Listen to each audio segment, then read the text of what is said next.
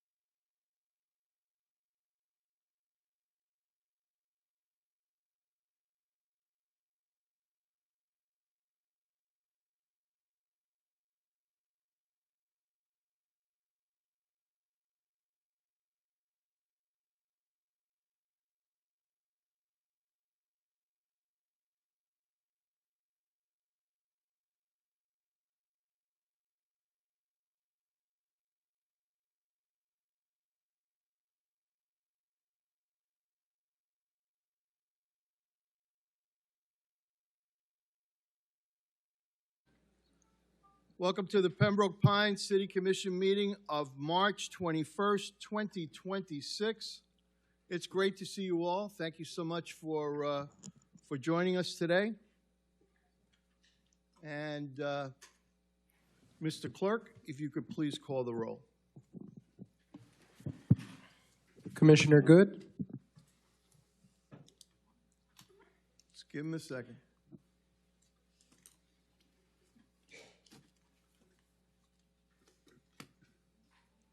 He's here. Continue with the roll. Vice Mayor Hernandez. Here. Commissioner Rodriguez. Commissioner Schwartz. Here. Mayor Castillo. Here. City Manager Dodge. Here.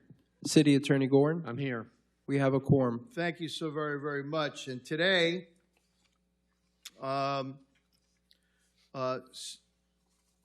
we will have the Pledge of Allegiance and the National Anthem performed and led by Gabriela Perez Ortega. She's 17 years old. She attends the College Academy at Broward College. She's a city resident in the city of Pembroke Pines since the day she was born. And she's currently Miss Broward County Teen America and the former Miss Pembroke Pines 2024. Ladies and gentlemen, Gabriela Perez Ortega.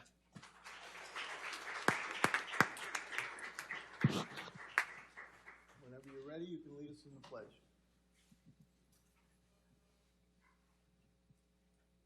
Pledge allegiance to the flag of the United States of America and to the republic for which it stands, one nation, under God, indivisible, with liberty and justice for all.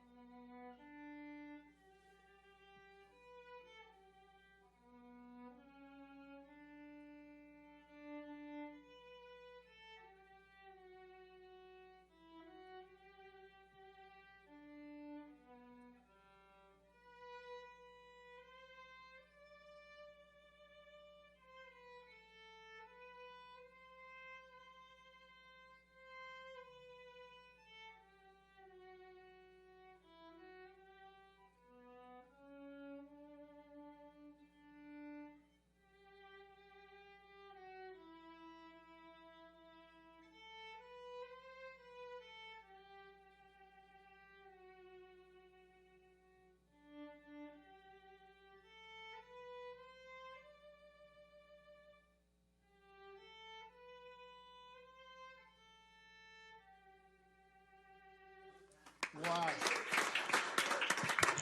Gabriela Perez Ortega, age 17.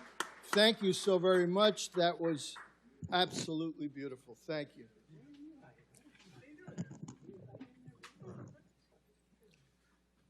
Mr. City Clerk, are the slides ready? Yes. Thank you.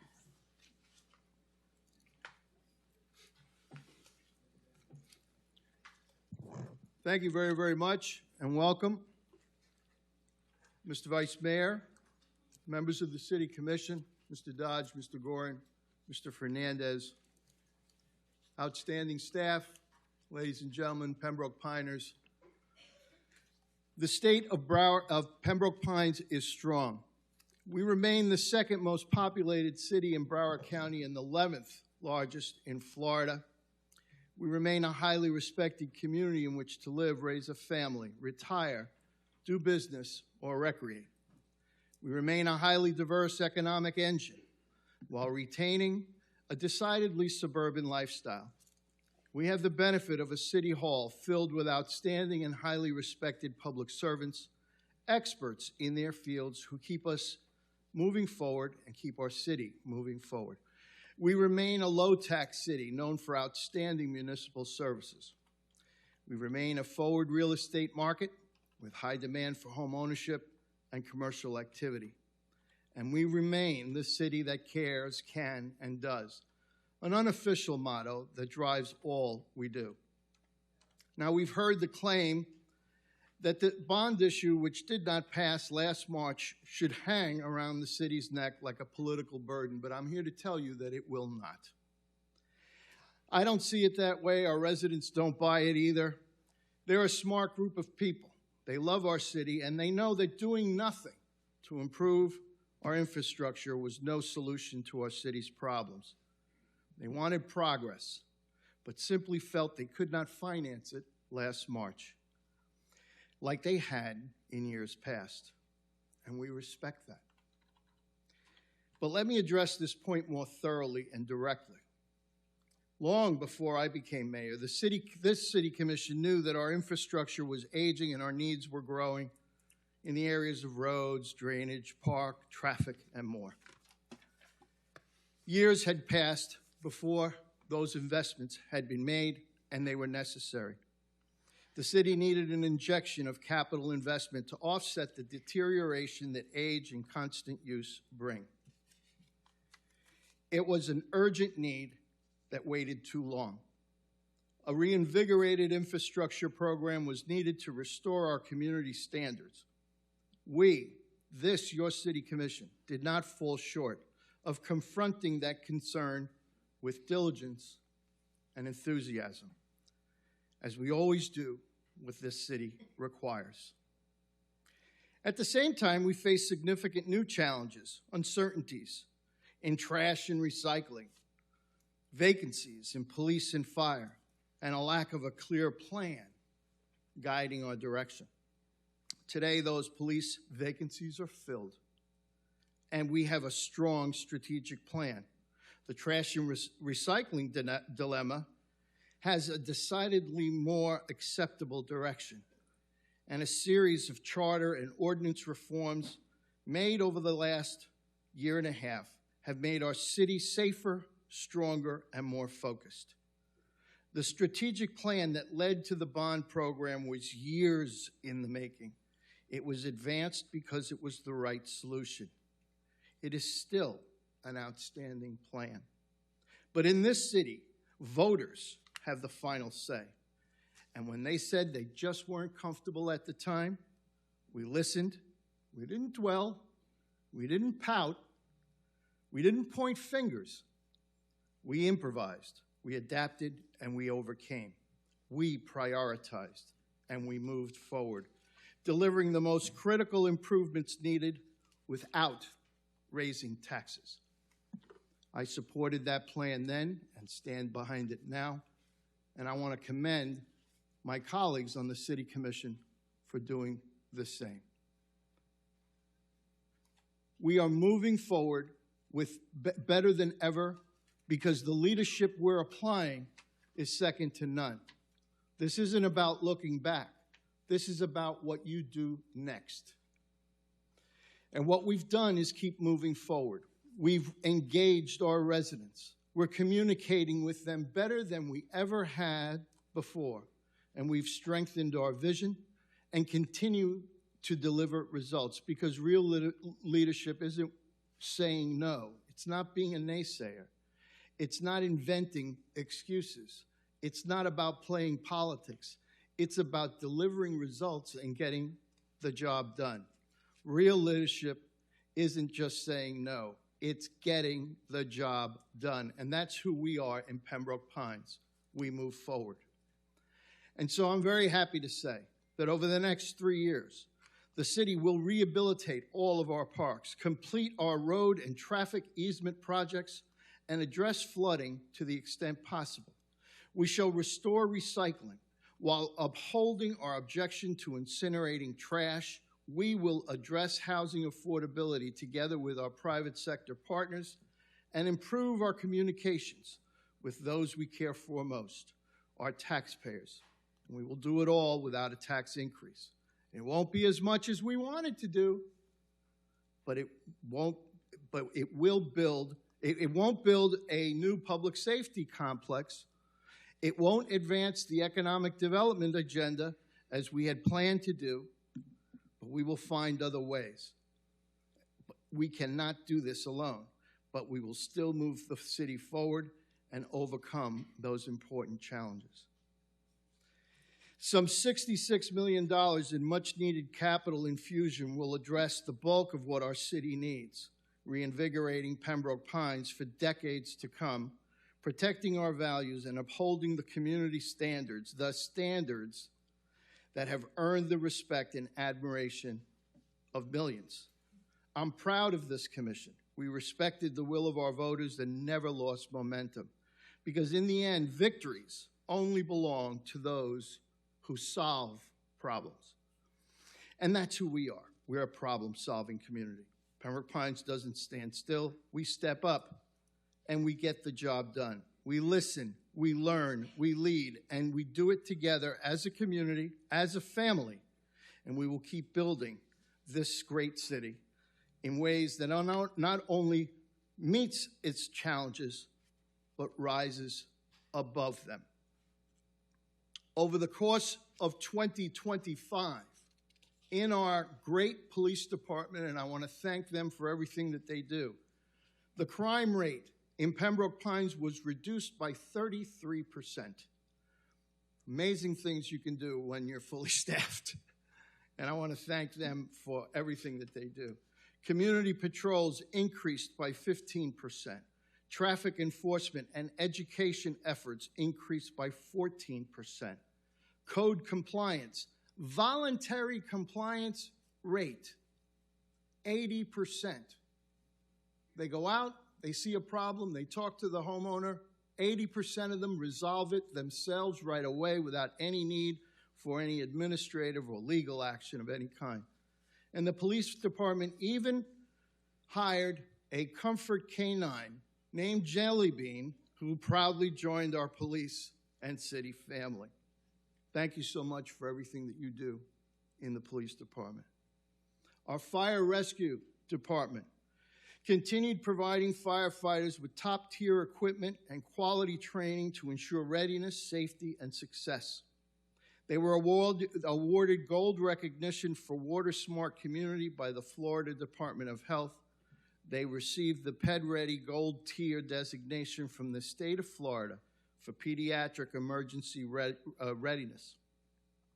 They launched the first Learn to Swim program for children at risk, delivering over 300 free lessons to more than 60 kids in partnership with the YMCA. They partnered with Pines Charter Schools and to offer emergency medical responder training for students. They established a fire cadet program for local high schools. Their students to develop firefighting training skills and explore fire service careers. They maintain property fire loss per capita well below the national average, with response times ranking among the best regionally and nationally. They achieved 100% fire code compliance in all reported fire hazards, total public education and outreach of over 15,000 individuals, and also completed a total of over 11,000 fire and life safety inspections. In the Fire Prevention Bureau, they conducted over 11,000 inspections. Of annual fire safety inspections, 5,500, and of building pre-inspections, 1,600. I want to thank you all in the fire department for your leadership and for keeping us safe. In the Pembroke Pines Charter Schools, the high school graduation rate for 24 to 25 school year, that's 2024 through 2025 school year, was 100%.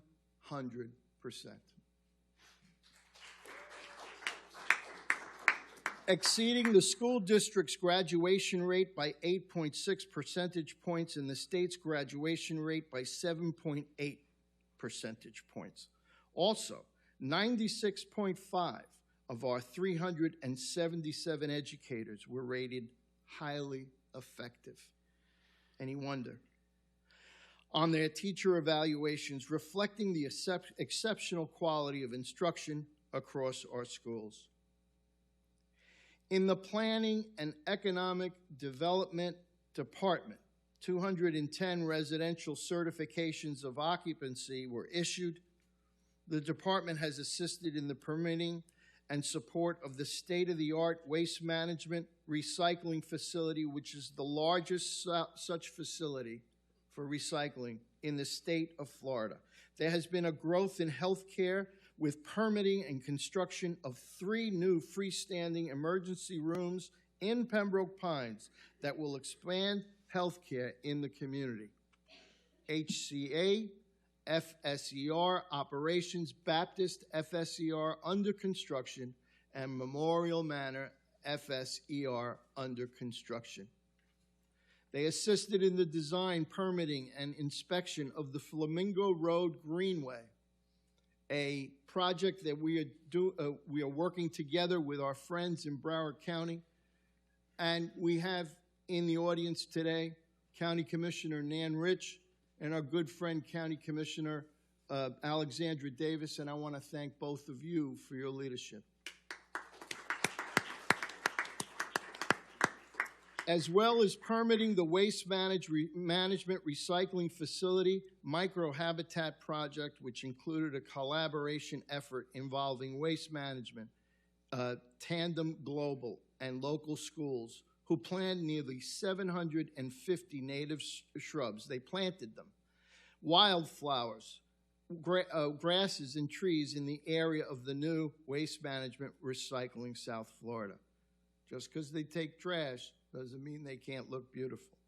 And the result of the microhabitat is expected to help create a biodiverse ecosystem, providing a habitat for local wildlife and supporting the region's natural biodiversity.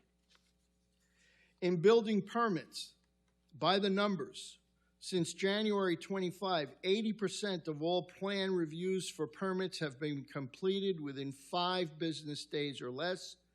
40% of them were completed in 1 business day.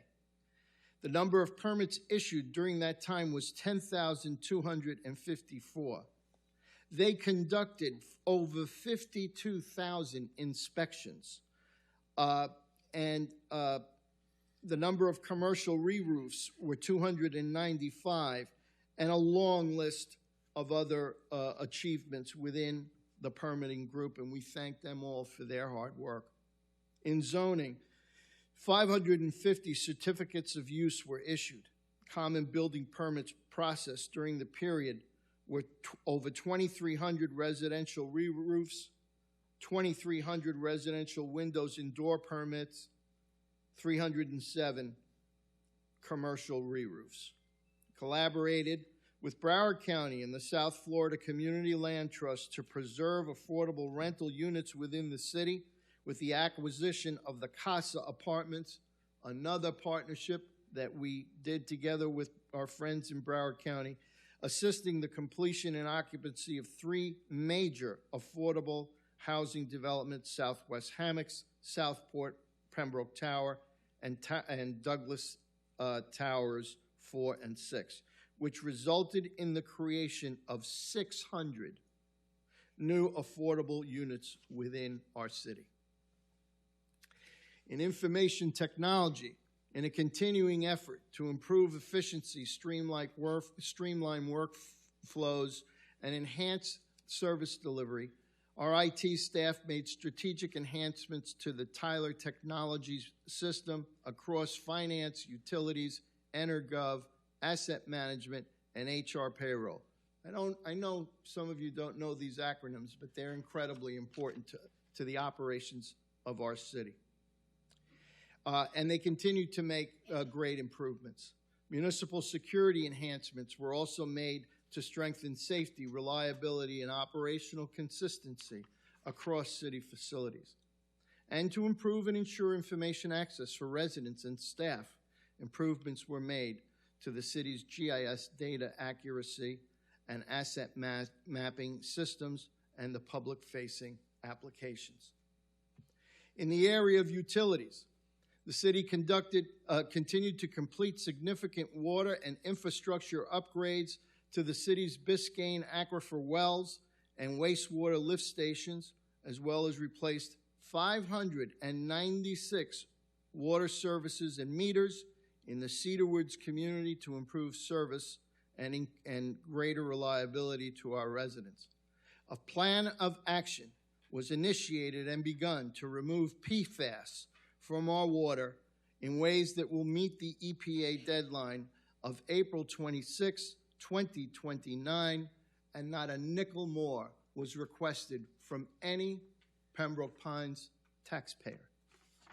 Public safety, the Public Services Department infrastructure projects included the painting and re-roofing and construction on various city buildings, irrigation control upgrades, landscaping at the 5 city charter school campuses, as well as the installation of digital monument signs at various locations, which will enhance communications. And the city's branding were all completed. They installed new traffic signs on Palm Avenue and Southwest 7th Street, Commissioner Good, and completed the design of the seepage pump station, which will assist with the drainage of Northwest 172nd Avenue and north of Pines Boulevard, Commissioner Rodriguez and Vice Mayor Hernandez.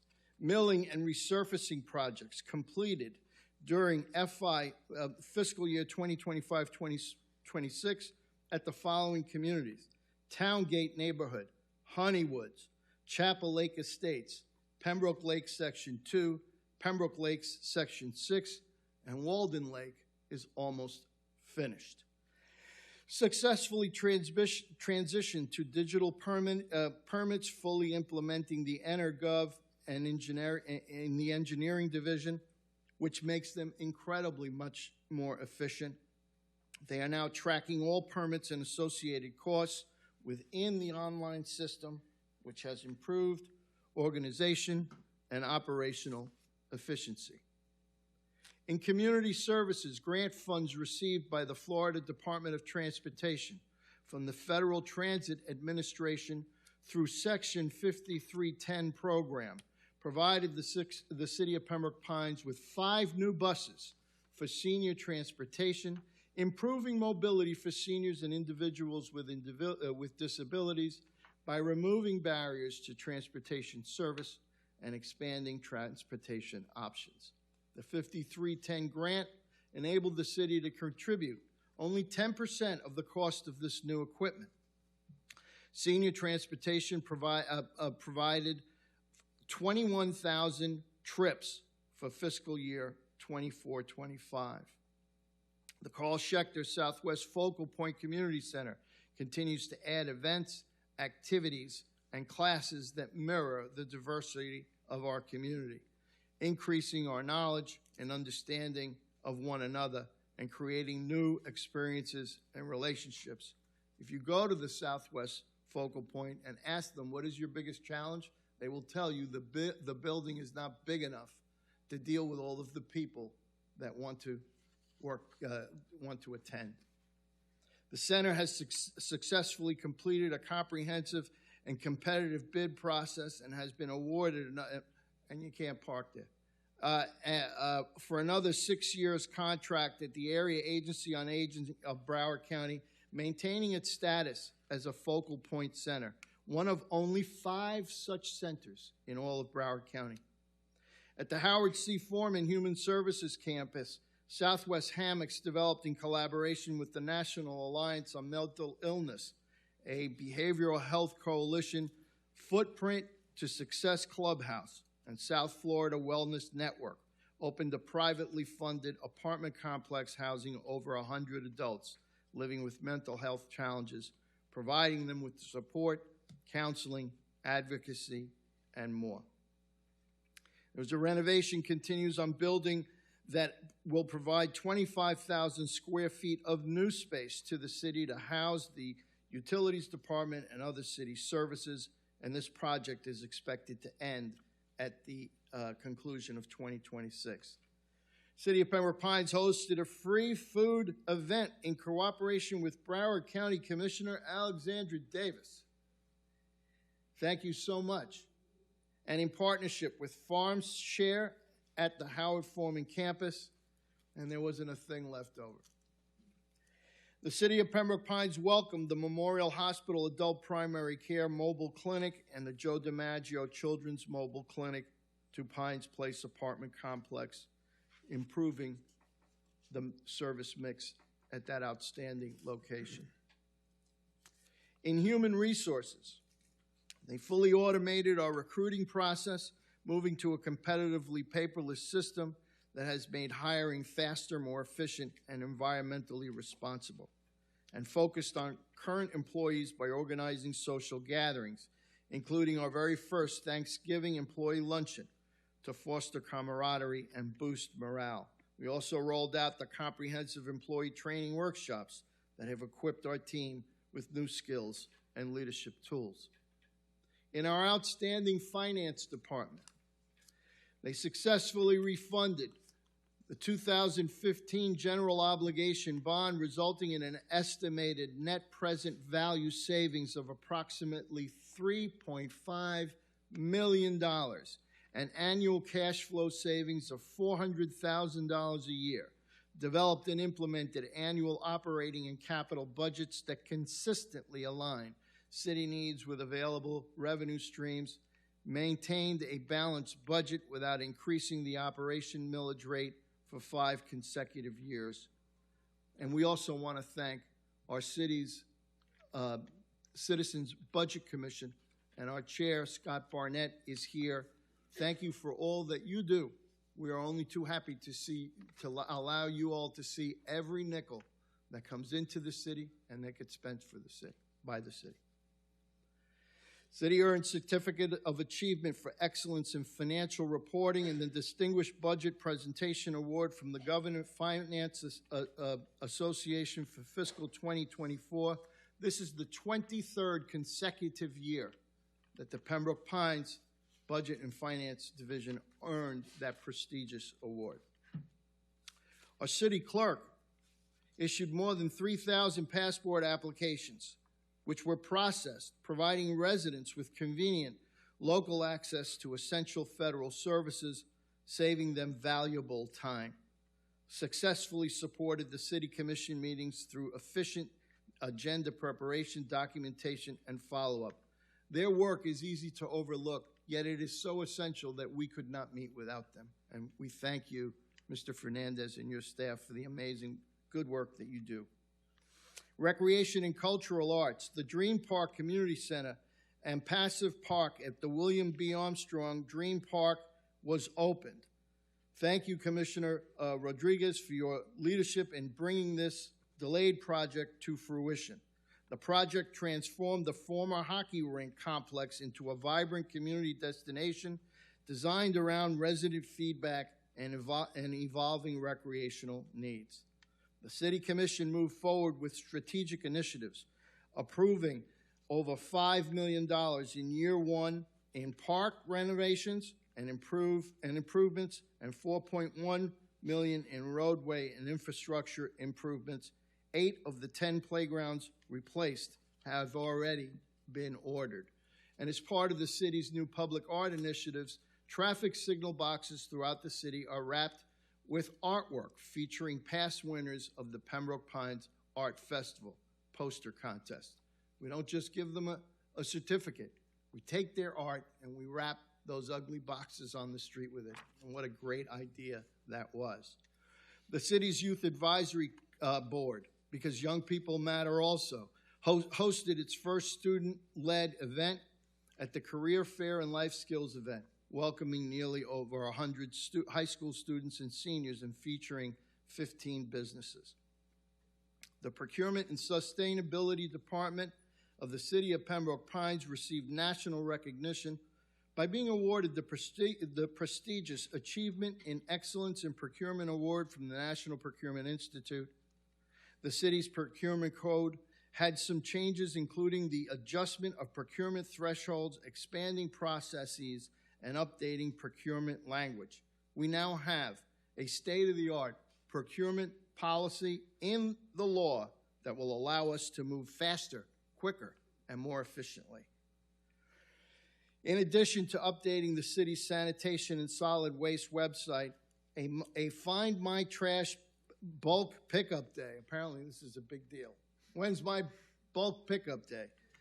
Section was created for residents to submit service requests, compliments, or complaints regarding waste collection services. We thank you so very much for everything that you do. The We Love Pembroke Pines Foundation. This past year, the city launched a We Love Pembroke Pines Foundation, a 501c3, to provide humanitarian support and community-driven initiatives and expand opportunities for residents to play a more active role in enhancing our city.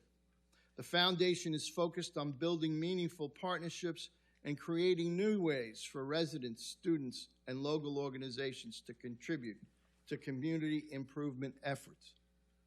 While it's still in its it's still in its nascent stage, student volunteers will be supporting a variety of initiatives together with adults, including food drives, kindness campaigns, and city events such as the annual 5K race, helping to foster growth and growing a culture of service and giving back and civic pride among all Pembroke Pines residents. The foundation also hosted its first fundraising event, Masters in the Pines Golf Tournament, which I assisted with, which raised approximately $66,000 in its first golf tournament for this important cause.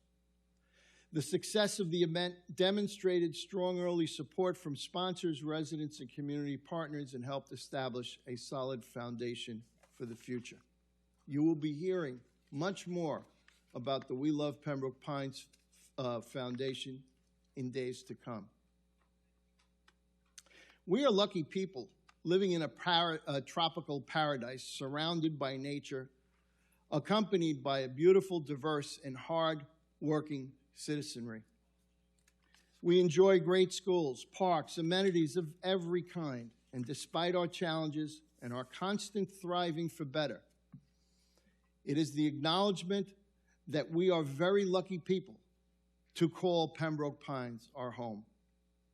Many millions of Americans, I'm telling you, just ask them, would gladly trade places with any one of you if they could. As your mayor, and on behalf of the City Commission, which joins me in this sentiment, please take a moment every day to appreciate how fortunate we truly are for the frame within which the life we all enjoy and our families enjoy take place. Pembroke Pines. We are truly very lucky people to have found our way here, and our future is secure. It remains ever promising, riding alongside the uplifting power of positive thinking and humble gratitude. When my wife and I brought our young family to Pembroke Pines 30 years ago, the truth is we could have lived anywhere. I'm glad that our choice fell to this beautiful city.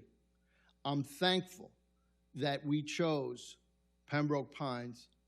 I'm proud of it, and I would live nowhere else. God bless all of you, and God bless our troops. That is the state of the city speech for 2026. Thank you.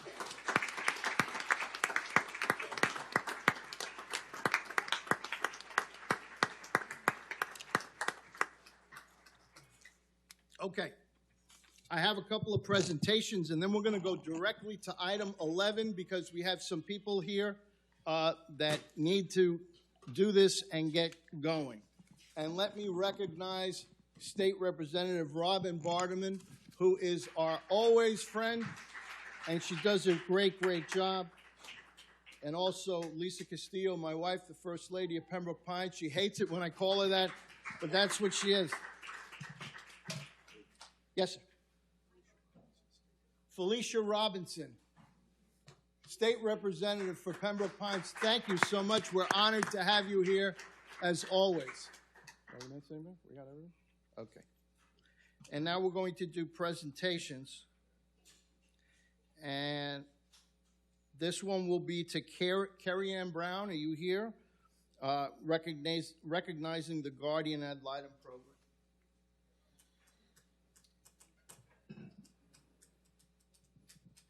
Thank you very much.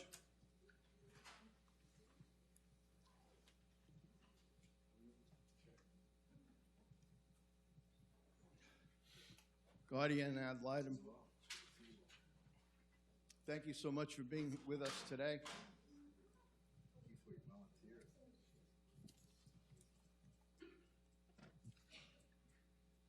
Commissioner Rich, if I might, I know how important guardian ad litem is to you. Could you come and help me read this? Yes. This is a proclamation of the City of Pembroke Pines, Florida, Child Abuse Prevention and Volunteer Appreciation Month.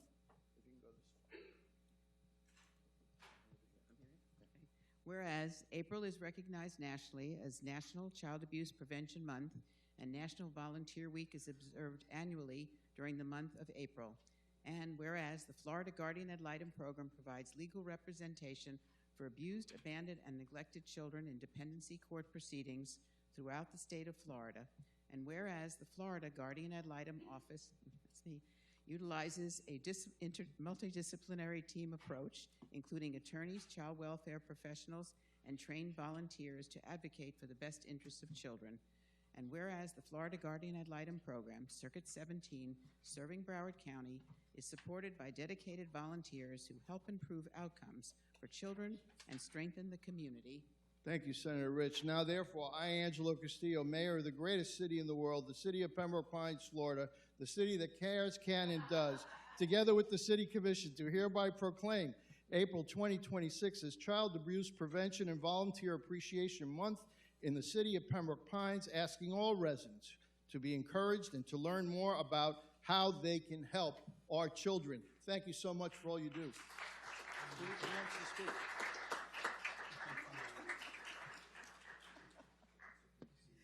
Good evening, everyone, and for those of you at home that are actually listening, I just want to share with you that we could not do this work without our volunteers, so we're also celebrating our volunteers that volunteer with us.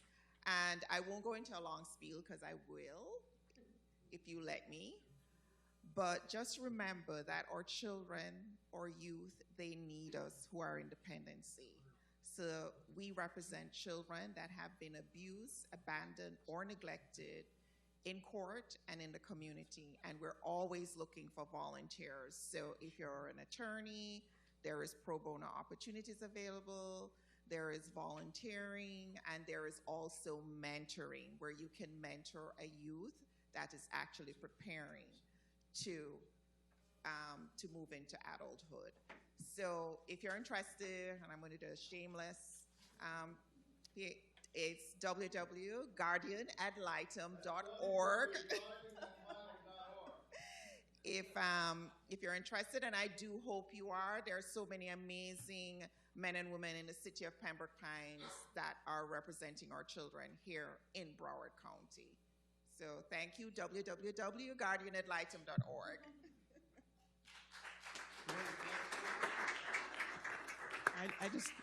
I just want to thank you for including me up here. We're going to be doing this at the county commission meeting. I am. Because this is my favorite program. We started this program back in 1980 in Miami-Dade, and Broward came right along at that time. But there was not a statewide Office of the Guardian Ad Litem program until I was fortunate enough to be in the legislature, be in the House, on the House side at that time. And they actually did. Actually, more importantly, we worked together. Just remember this, that then we worked together, all of us, for what was in the best interests of children. And I will never forget walking back from the governor's mansion with the first day of session. The governor always does a breakfast, or used to anyway, and Jeb Bush was the governor, and he was walking back with me, and he said, "So what are you working on?" So I said, "I'm working on a bill for the Guardian Ad Litem program." So he said, "I love the Guardian Ad Litem program." I said, "Well, then maybe you can help me." And because some people wanted it to be an attorney ad litem program. And as wonderful as attorneys are, I will just stand by always that volunteer guardians ad litem are the best when it comes to working with children. And we are the only ones that represent the best interests of the child in the court. And that bill passed, and we have now a statewide office. Thank you so very, very much. Thank you all. You're going to take a photo?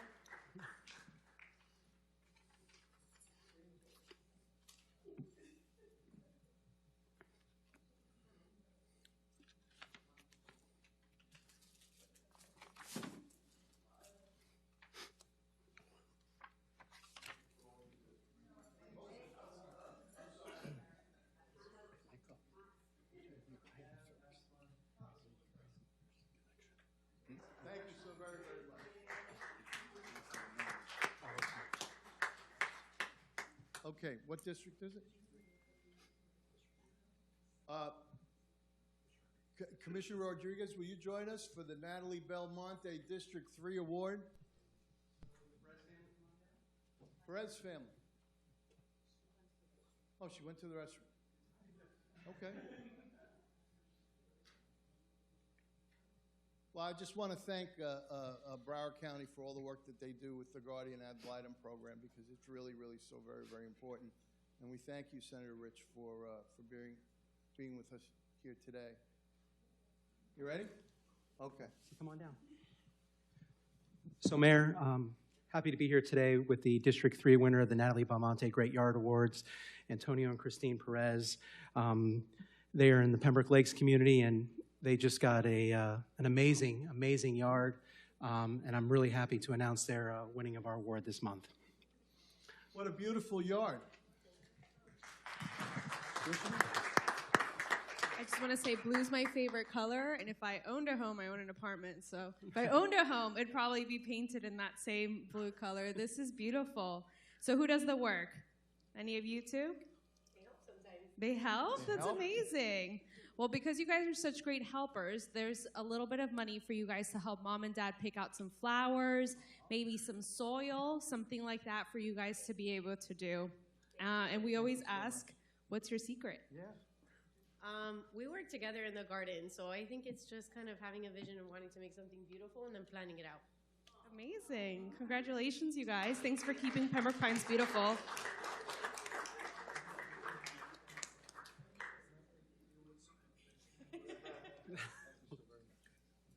All right. Oh, and our code enforcement officers are the ones that really sponsored this event. We want to thank them for all they do.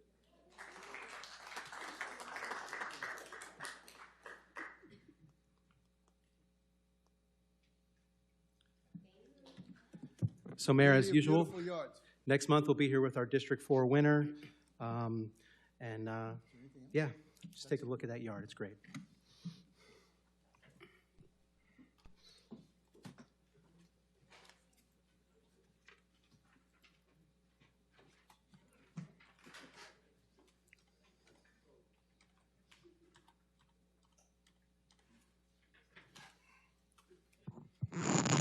Okay, thank you so very, very much. We have one item at the request of the public. Yes, I do. But first, I'm going to do this appointment. I wish to announce the appointment of Rebecca Stanton-Reinstein as a regular member of the Education Advisory Board. She's currently serving as an alternate member. We had a resignation, and it's very sad, a wonderful, wonderful person.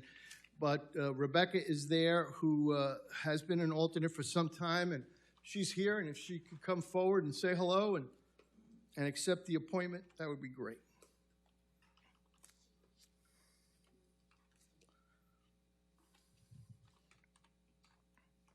Your name for the record, ma'am. Yes, Rebecca Staten-Reinstein. I want to thank you for everything that you do for the Education Advisory Board. What has your experience been with this board so far? Well, it's really quite interesting. We're each assigned to some schools. We work with the principals of those schools to help plug them into all the many services and things that are available to them. And we do several projects during the year. One is the STEM project, which is especially interesting to me because I started life as a scientist, and so, and they bring in the children and they do projects. You know, it's not one of those things where they listen to lectures. They go around at each table and do projects and figure out things, and it's just so much fun. And what's more fascinating is to watch the kids and their parents and their interactions, and the looks on their faces when they solve the puzzle or they build something is great. And the other thing that we do are the reading days. And each year we're assigned to different levels of reading. And we bring in a book, read it to the kids, or more realistically kind of talk it through and get the kids involved and so forth. and that's always a lot of fun. Michael and I both ended up at the same school one year, and I just can't begin to tell you how much fun it really is. Well, and I see the know. looks on their faces. I know you've been a lifelong educator, and Yes. we're honored to have you as a regular member of the Education Advisory Board now, and we just want to thank you for everything that you do, and thank you very much. And thank you for the opportunity. Thank you. Uh, All right, we have one. Can we get one picture I'm quickly? going to get a picture with you.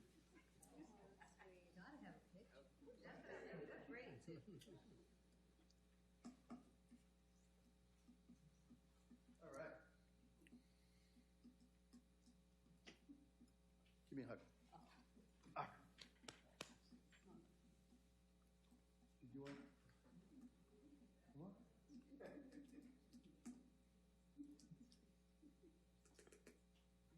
Right here. Spokane.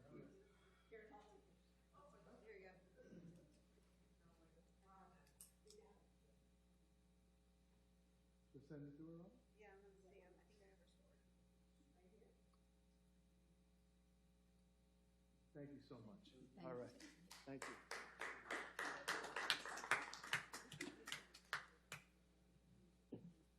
Okay.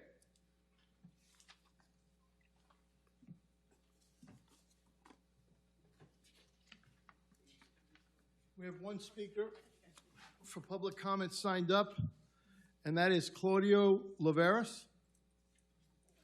Please come forward. If we could have your name and address for the record, you will have 3 minutes. Mr. Laveras, welcome. Mayor, my name is Claudio Laveras. I live at 5401 Southwest 199th Avenue in Durango Estates. Welcome. Mayor Castillo, with your permission, I would like some clarification in regards to the previous commission meeting. Let me put on my glasses. It's okay. I'll give you a couple more seconds. Then I will give a prepared statement. Commissioner Schwartz, at the last meeting, you made comments regarding a dilapidated horse, an illegal structure, manure going into the canal, and a retired police officer doing all of these things. Who were you referring to when you made those comments? You're entitled to ask that question. You're entitled to make a comment, but we don't interact. This is your opportunity to speak. You can certainly ask Commissioner that question at another time. Okay. Thank you. Mayor Castillo. Yes, sir. I am compelled to address several statements made in regards to me during the March 18th commission meeting. Statements that were inaccurate, unsupported by any investigation, and damaging to my character and reputation as a longtime member of this community. To clarify, Commissioner Schwartz implied that my horse is being deprived of adequate grazing, space, and nutrition. The statement that horses require 35,000 square feet of grazing applies only where grazing is the sole source of nutrition. Grazing is not required for domesticated horses receiving balanced commercial feed. My horse is fed, supplemented, and cared for according to modern equine veterinary standards. Commissioner Schwartz, you stated that you've been around horses all your life, that your mother had a horse, but she got rid of it when you were still in diapers. You obviously have no idea in regards to basic equine care and nutrition. Furthermore, the statement made by Director Stam indicating that my barn is at 25 feet from the property line is incorrect. My barn is actually 30 feet from the property line. The comments made regarding unprocessed manure ending up in the canal were deceptively false. None of the manure produced by my horse ends up in the canal. All of the manure is removed from my property. Commissioner Schwartz stated publicly that my horse would never have been there if not for the illegal structure, and that I am effectively breaking the law. I constructed a pole barn and have complied fully with the city's requirements. Commissioner Schwartz further stated that it blew his mind that a retired police officer would engage in this situation, implying wrongdoing and criminal intent. This characterization is both inaccurate and inappropriate given the facts. I have followed all procedures required by the city and have cooperated fully throughout the process. My concern is that these statements made publicly without investigation are now part of the permanent record. The effect has been the weaponization of the commission's platform against a private citizen without due diligence. When I was told I needed to watch my back, that they were coming after me and my horse, I didn't believe it, but here we are. Commissioner Schwartz, you undermined my commissioner to bring these false allegations against me. It is quite obvious as to why you would do such a thing. I cannot accept these unfounded public statements that damage my reputation and misrepresent the care of my animals. There's a famous quote that states, if you tell a lie big enough and keep repeating it, people will eventually believe it. I expect a public correction and apology from Commissioner Schwartz. Thank you. First of all, thank you for coming forward. The matter came forward as a commission item, and testimony was provided. The staff was directed to look into the matter generally. This was not aimed at any one particular homeowner. And I just want you to know that we are here in a very respectful way to represent every homeowner, including, and maybe today, most especially you.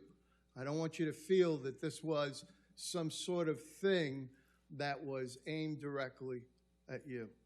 I hope it wasn't that. I know I did not engage, nor anyone else engage in that discussion in that manner. My strongest suggestion, because we don't really get involved in back and forth here on live TV when we have a full agenda and everything, is for you and Commissioner Schwartz to get together and see and speak to one another and see if you can't iron it out. But I do want you to know that the direction was given to staff to look at the matter generally. They're not even sure cities have jurisdiction in this area. But because it was brought to the commission, we agreed to allow staff to take a look at it. So I hope that satisfies you, because no one tried to aim this directly at you. However, it may have come off. I am the only retired police officer I understand, sir. that owns a horse in this city. That's for you and Commissioner Schwartz to talk Yes, about sir. it another time. But I want to tell you that I very much respect and thank you for your service. I have passed by your home many times, though you may not have seen me, although you're a cop, so you probably know that I've been there. And, Yes, sir. I want you to know that we value you, and we value you as a citizen in the city. And the review that staff conducts will be nothing more than capable of making you proud of the fair way that they proceed. I guarantee that. Thank you, Mayor. I Thank you, sir. did feel like I was being targeted on that at the commission You meeting. and Commissioner So- Schwartz at another time should get together and talk about that, okay? Thank you sir. very much. Mayor, I'd like to add, because he is my constituent in District 3, and very few of, I think if any, of these situations that we're talking about would be in District 4 or District 3. The conversation that we had about horse poop or manure, whichever way you want to say it, I ended up looking into it a bit further, and through the Solid Waste Authority, first, Mr. Oliveras received a letter about the water samples, and I'll provide that as well to Mike Sam, and information from the South Broward Drainage District, in that they, if anyone is to regulate what they do on the horse manure, it's through the Broward drainage system, especially if the concern is the impact on our water. So there's some guidelines that they have online. I actually visit Mr. Oliveras' property, and to my, though untrained eye, it looks like he's following all of these simple guidelines that are here. The horse indeed does not look dilapidated. It's very cute. I got to feed it carrots. And I just thank Mr. Laveres for bringing attention to this matter, because I don't want any of our residents to feel especially called out for, especially when someone has not visited the property and when it's a home in somebody else's district. I'd hope that the same respect is given in other matters as well. Thank you very, very much for that. And with that, we will be moving on, Commissioners, with your okay to item 11, which the members, the audience members asked me to move out of order. So Vice Mayor Hernandez, you are recognized on item 11. Commission item number 2, discussion and possible action to move all future Pembroke Pines elections from March to November, and possibly directing the city attorney and city administration to prepare appropriate legislation to accomplish this directive.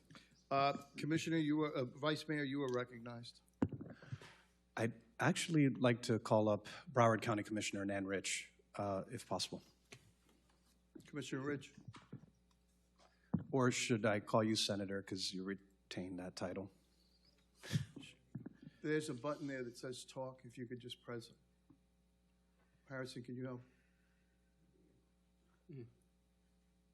You're on. Okay, great. Thank you.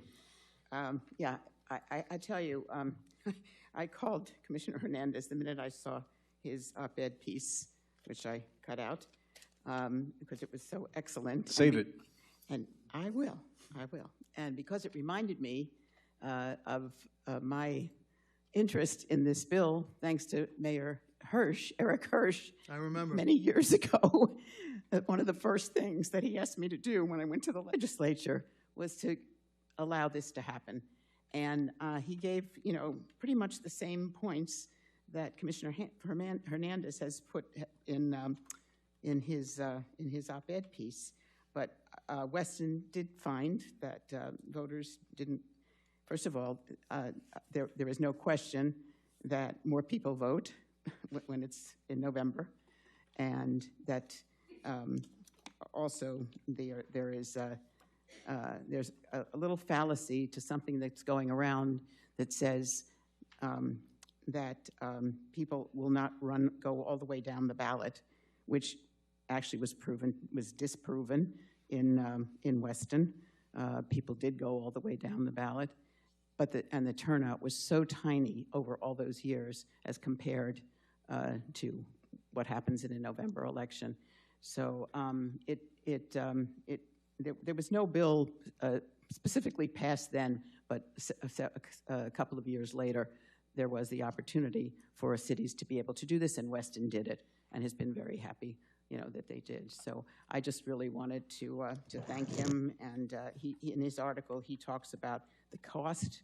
We're all facing ad valorem issues, whether we don't know what it's going to be. We're trying to use our money, as you said eloquently in your State of the City speech, things that are important to the people in our communities. The affordability issue, which I'm proud to say we're working a lot with you on with affordable housing. So I just think that there's a better way to spend the money, and it is documented in here that the election cost March 26, $147,000. I mean, that is just outrageous compared to what it costs on a normal election. So I just would urge you to support it, and I don't know if you're going, I think you're proposing to go to the voters, right, on this? I am, but you're stealing my thunder. Oh, okay, fine, okay. No, because I'm just saying, because I had read something, and I recalled it, that on some occasions you don't have to go, you can go right from here. Yeah, I don't want to be the city of Miami. I don't want to do that. Exactly, right. So I like what you're doing, and I'm just here to support you. Thank you, Senator Rich. Or Senator Rich, I apologize. Vice Mayor.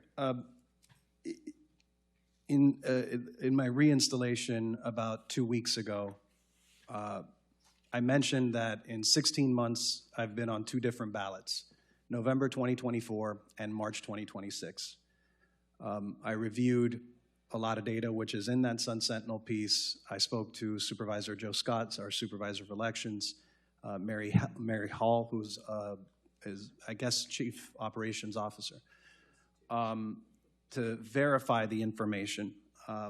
And here's the bottom line. I understand that even proposing a change, which, spoiler alert, nothing gets done tonight either way because we would have to actually go through a legislative process up here that could result, and I'll let Mr. Gorin explain it, but it would result in multiple votes here and then going to the supervisor for legal sufficiency and then putting it on a November 2026 ballot. But why is it that I am proposing this? My understanding, according to Manager Dodge and our city attorney, Sam Gorin, who collectively have about 90 years experience within the city of Pembroke Pines alone. Close to 100. I didn't want to go there, but yes. You're still very young, guys. It's just a collective number. I saw the differences between the two election cycles, and part of what I mentioned in my reinstallation was the need to have more civic engagement. But let's just start with plain numbers. In 2024, again, first election, according to City Manager Dodge and City Attorney Gorin, that we have in the city of Pembroke Pines where you're electing a municipal officer in our 66-year history. They say it, I believe them. In that election, we had roughly 30,000 registered voters in District 4. Remember, I'm not speaking about the entire city of Pembroke Pines. I'm referring to my district because I was the only district on the ballot in that special election. Roughly 30,000, 20,141 actually cast a ballot in the commission seat. Just the commission seat. About 3,500 more cast a ballot for President of the United States and other offices. To Senator Rich's point, do I like being at the bottom of the ballot? I don't. I don't like a 15% attrition rate.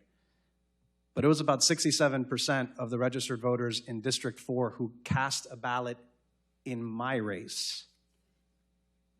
More than 70 eventually cast for president. Again, this is specific to District 4.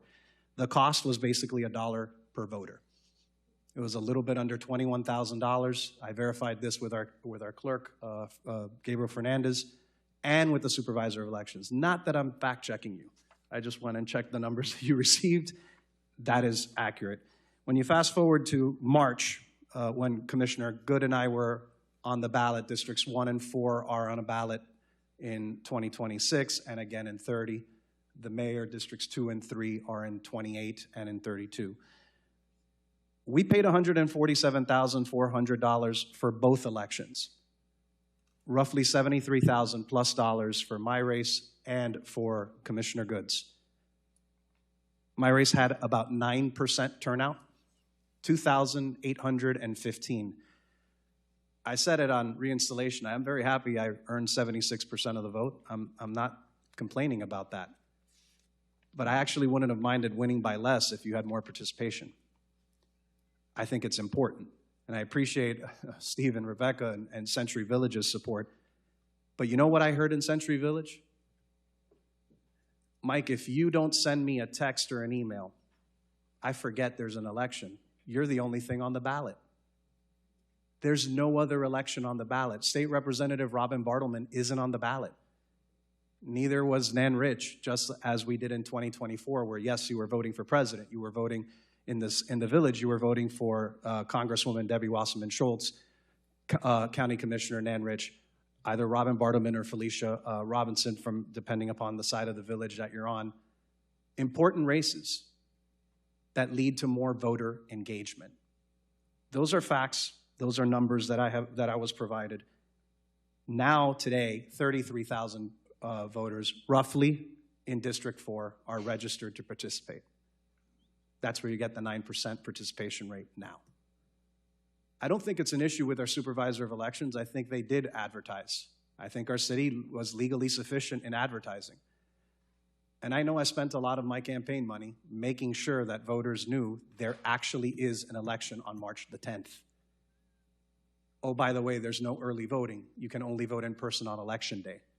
Here are your options when you're voting by mail. All of these factors really led me to conclude that this is something that, again, I want to propose that my colleagues consider. If you were coming out here tonight and thinking, it's over, there's going to be a vote, it's done, that's not how it works. To Commissioner Senator Rich's point, when you look at these election cycles, historically, Broward cities have been in March until the last 8 years. Fort Lauderdale, which is the county seat and most populous city, they moved through a charter change. Hollywood, which is basically bordering Commissioner Good's Eastern District, also moved their elections to November. I'm told Deerfield Beach is also considering that. Now, what would be the vehicle for it? I mentioned my friends, and they are my friends in the city of Miami. They decided to do it differently. Harrison's smiling because he knows what I'm saying. They decided, I believe it was last year, hey, you know, there's this legal provision buried deep inside of something that allows us to move the election without going to the voters. No. The state attorney general got involved. Took him to court. A judge said no, and the third, I think it's the third DCA out of unincorporated Dade, Miami, on appeal said you can't do that. I wouldn't even want to explore it for two reasons. Number one, what I just mentioned. Number two, voters should have the say. If they say we don't want to move it, okay, this is their city. You don't move it. But if they do, and based on my conversations, again, not in one cycle, in two cycles, November of 24 and March of 26, not one person, and Rebecca and Steve saw me out there, plus my other 5 precincts, plus the International Association of Firefighters and their representatives that were out at those polls for me. Not one said, man, I really love voting in March. Not one. Mr. Smith knows that to be the case. In fact, many asked about why is it that Pembroke Pines is still one of only 3 cities right now that consistently vote in March. Others, depending upon their cycle, they have a hybrid. If they have a charter amendment, they may go to November. If they have a city election, they may be in March. And every one of them is considering moving for one reason.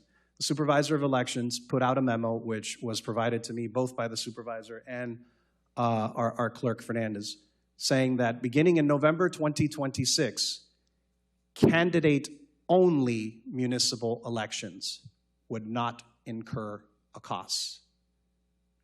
Candidate only. If you're talking about charter amendments or other ballot items, different story. So it's a cost savings for our city, but most importantly, it's just common sense that if we truly want to continue to engage with our voters and make sure that they feel, like I said in our workshop, which was not here tonight, it was in the room over there, we were discussing something completely unrelated. Pembroke Pines is the second most populous city in Broward County, but it still has that bedroom community feel. Neighbors still look out for one another. I think a big part of it, I'm going to pat ourselves, the 5 of us on the back up here, is truly because so many of us do a great job at representing our city and making you feel like you could call Commissioner Good or Mayor Castillo on their cell phone, or any one of the 5 of us. I believe strongly that based on this information, based on the experiences that we've had over this last 16-month cycle, it's important to look at it. It's important to see it. Now, we also have to say very clearly, to avoid my friends in the city of Miami's example, we have to be straight with voters. If we were to put this on the ballot, and we verified it, Clerk Fernandez, it costs the city of Pembroke Pines money. Roughly $2.79 a voter, meaning we'd be paying probably $340,000 for that. Those are facts. You won't hear me obscure the fact. Number 2, voters would have to accept that 5 of us up here, all 5, would have 8 months added to their terms, because you wouldn't have the mayor in districts 2 and 3 on the ballot in March of 2028. You've had it in November. And Commissioner Good and I would go from March of 30, which seems like 50 years from now, to November of 2030. I really can't believe I'm talking about it after we just won an election. We're talking about the next one. I brought it up tonight, and I appreciate that our city attorneys, both Sam Gorn and Jacob Horowitz, and I went back and forth to discuss it, Manager Dodge, our clerk Fernandez, and others. I really appreciate that you gave me the opportunity, but more importantly, you gave me the information. And I, also to Supervisor Scott. I know he's not here. He and I have been messaging tonight. I appreciate very much the information that he passed on. That's why I brought it here. I appreciate that Senator Rich is here and Representative Bartleman.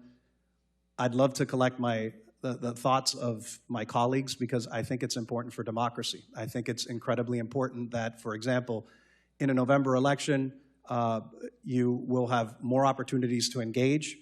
I know Ms. Patty Good was out at the polls with me in November, and it's not really that cold in November in South Florida. It was in the high 80s. Thank you, Patty, for being there and helping me, but it was a tough time. I understand that it requires a deeper commitment for candidates. I understand and appreciate that this is something that my colleagues and I would have to take votes on. And I'm happy to have the discussion because I think it's so important for our city to join the majority of other cities in Broward County, but in particular, the larger municipalities with more voters, with higher numbers of residents, and by the way, continued growth, because we're not experiencing a population decline in Pembroke Pines. We're still increasing ever so slightly. Same thing with the city of Fort Lauderdale, who also, as I mentioned, moved their elections.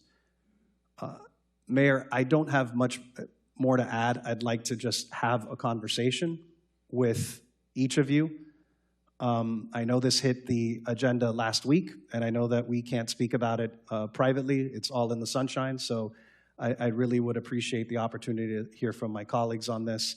Again, I thank you, Senator Rich and Harrison Grant-Williams for being here, Representative Bartleman, and so many others. I must say, Andy Mattis, the president of the Broward AFL-CIO, emailed me on behalf of the 90,000 union members represented by the Broward County AFL-CIO. We fully support your efforts to move municipal elections from March to November. We believe this change will maximize voter turnout, which is the strength of our democracy.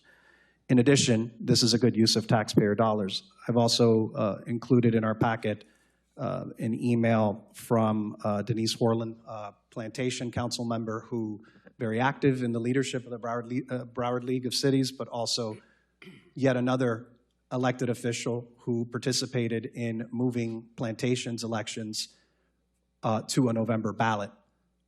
No matter which form of government you have, Plantation is a strong executive form of government, a strong mayor, which is basically in charge of the day-to-day. We don't have that in Pembroke Pines. But it doesn't matter. The turnout is something that we continuously have to look at. The lower the turnout, in my view, the less engagement you will have with the broader electorate. You represent the 91% of registered voters in my district that didn't participate in March of this year. I still represent them. Whatever the percentage was in Commissioner Good's district that didn't turn out, and I understand you're never going to get 100% participation, but to go from 9 or 8%, whatever it was, to 65 plus, or in a midterm cycle, anywhere from 55 to 65% turnout, because midterm is what we're looking at now in November. That is not a presidential cycle. You probably won't have 65 to 70% like a president, but you'll have 10 times the amount than you did just now. You'll have probably close to 60% in the midterms. I think this is important for the future of the city of Pembroke Pines. Mr. Mayor, I'm yielding back for you to guide the discussion. Thank you very much, Vice Mayor, for your eloquence, and Senator Rich for your kind words. I just want to say that this is a commission item, and so a motion is not required at this time for us to have a discussion. So we can have the discussion, and if in the fullness of that a motion has to be made, then it would be a second would be needed, and a vote would be taken. If you don't mind, I'm just going to say a few words about this, and then we'll open it up. Look, for the longest time, I resisted this. Sorry. I know. And I'll tell you why it is. It was, I had a thorn in my mind about the partisanship. You see, we in Florida have a law that city commissioners run nonpartisan. So when we run for office, we don't run in primaries in, say, the Democratic Party or the Republican Party or this party or that party. We run in the Pembroke Pines Party. And everyone gets to participate in that election. In fact, I never actually read the statute, but I'm advised that you really should stay away from telling people what you even are. It's a weird sort of thing, though, that I've been here for 30 years and feel fully Floridian. In New York, there wasn't any such thing. They would have called such a law milk toast. You either say who you are and you operate that way, or you don't. But to try and pretend to be some sort of political Switzerland, particularly anywhere in the United States, is really sort of almost comical. And yet that is the law. But when you run in a partisan election, there are coattails and entrapments and all kinds of things that are partisan, which are sort of against the grain of what we as non-elected officials do. I don't know why that's the law in Florida. It just is. And so the history was that March is for nonpartisan elections because most people got that this was a problem.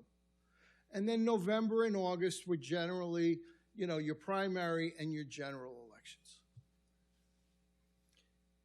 And so we didn't change.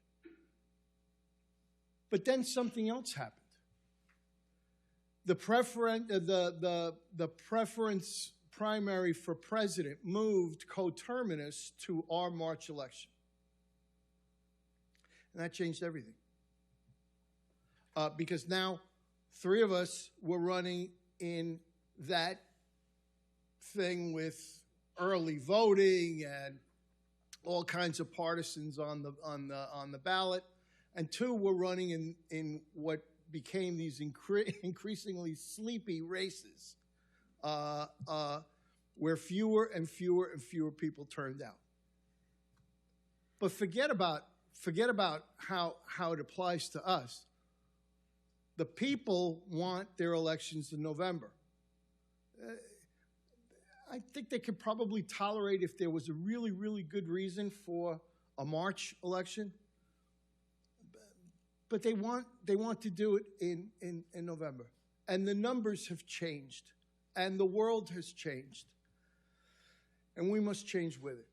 And while I still have misgivings about being a nonpartisan, because we're sort of labeled that by this, frankly, hard to understand state law, we belong on the ballot with the other officials that people want to elect in November. The time has come for this. And so I've come to see it differently. When I speak to people in the community, they tell me that that's necessary. It will save us money. I have a comment to make about this, and first and foremost, I want Nan to ask your forgiveness, because this is in no way, shape, or form aimed at the county, who I love and once served. Is that enough of a buildup? Okay. We pay county taxes, so the fact that we pay for any elections is mind-boggling to me. I do not understand that. I can't compute it. It doesn't make any sense to me. Put it in the county taxes. Why should we have to pay another office whose job it is to run our elections to do their job? That's what we pay county taxes for. So the fact that we put a one-question item on a ballot that already exists, that we should pay $350,000, first of all, I don't even know how they calculate that. And second of all, what's the big deal? They're doing the election anyway. It's getting to where cities You know, it just doesn't make any sense to me. But now, if you end up putting it on what's the cost if you put it on nothing? Zero. So you go from March. I may not have explained this correctly. So if you go from March at 300, what was it? The March election, this March cycle, according to what the supervisor quoted, was for both Commissioner Good and I, Yeah. 147,400 divided by 2, Right. but roughly 73,000 change. It's crazy. We have to pay all this money in order to ask our people a question when you can ask it in November and it's free. Not only that, but you get 60, 70, sometimes depending on the candidates, 80% turnout compared to 6%, 7%, 9%. And hope as I did, because I really feel that it is the duty of every registered voter to vote in every election. Guess what? You know, just because your grandmother has wheels doesn't make her a wagon. They don't want to come out and do it. They want to vote once a year. So I think that if the motion is made, we should put this in front of the people and explain to them that we're making the change because it saves money and it advances democracy. And that's my view of it. Commission?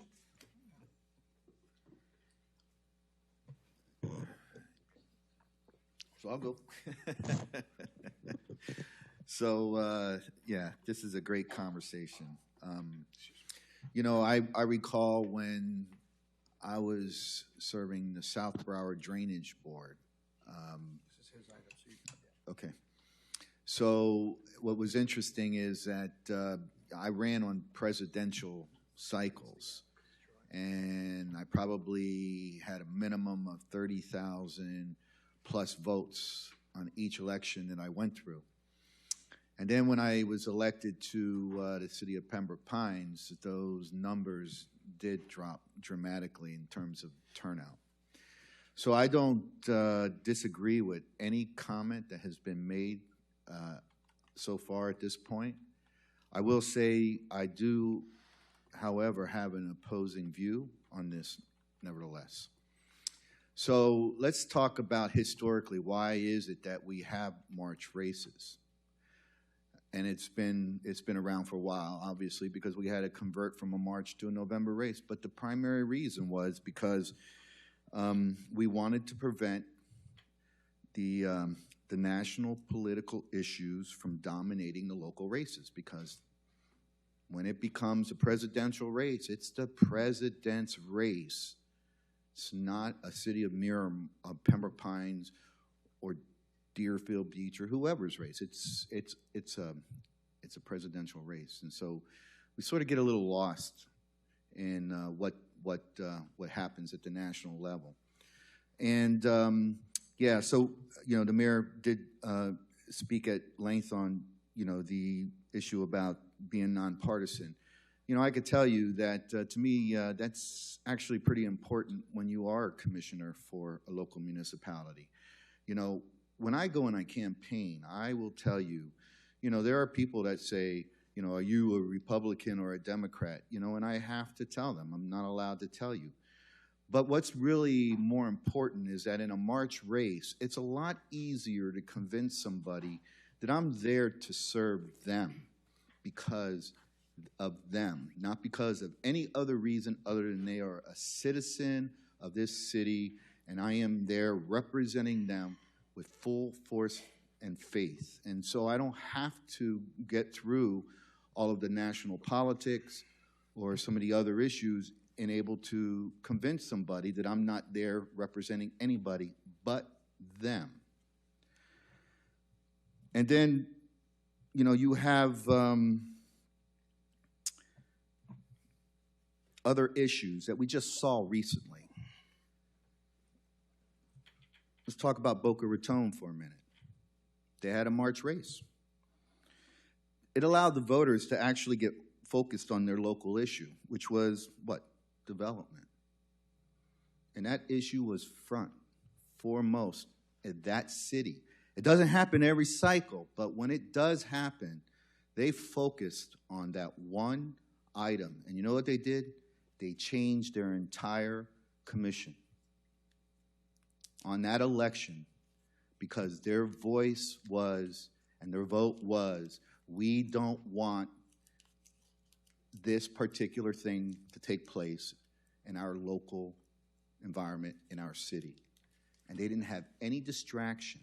And they got a relatively pretty good turnout. So, you know, the people there were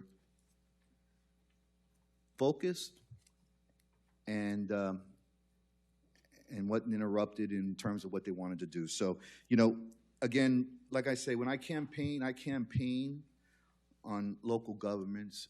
I don't campaign on party politics. And so this all just comes down to, again, I understand all, and I respect, and I get it, but to me, this is just, it's either money or control of local politics. Which do you prefer? And I'm preferring control of local politics. Thank you. Mr. Schwartz.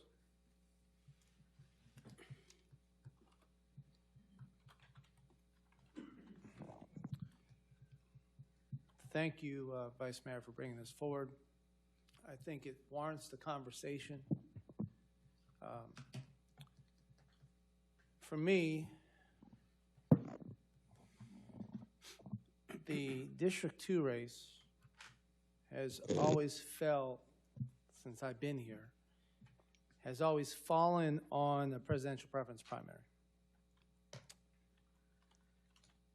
There was a point in time where it took District 4 3 election cycles to total one of mine. And before Commissioner Good was here, District 1 had a turnout that was very concerning, where it was one community decided the whole thing. Like one part of the district decided the whole thing. I've been advocating for democracy for over 20 years. I was on the other side of this fence. And I participated in helping candidates get elected for office, those who ran for city, those who ran for state, those who ran for president. And each one of those campaigns were different. The local engagement, by all means, was the most fun. Because the national stuff, they just give you a list and this is what you say. The presidential preference elections, up until this last one in 2024, since I've been a resident of this city, has always increased in turnout. But at the national level, when some people say everyone cheats and this is no good and I got to sue this one and that one, people get turned off by that.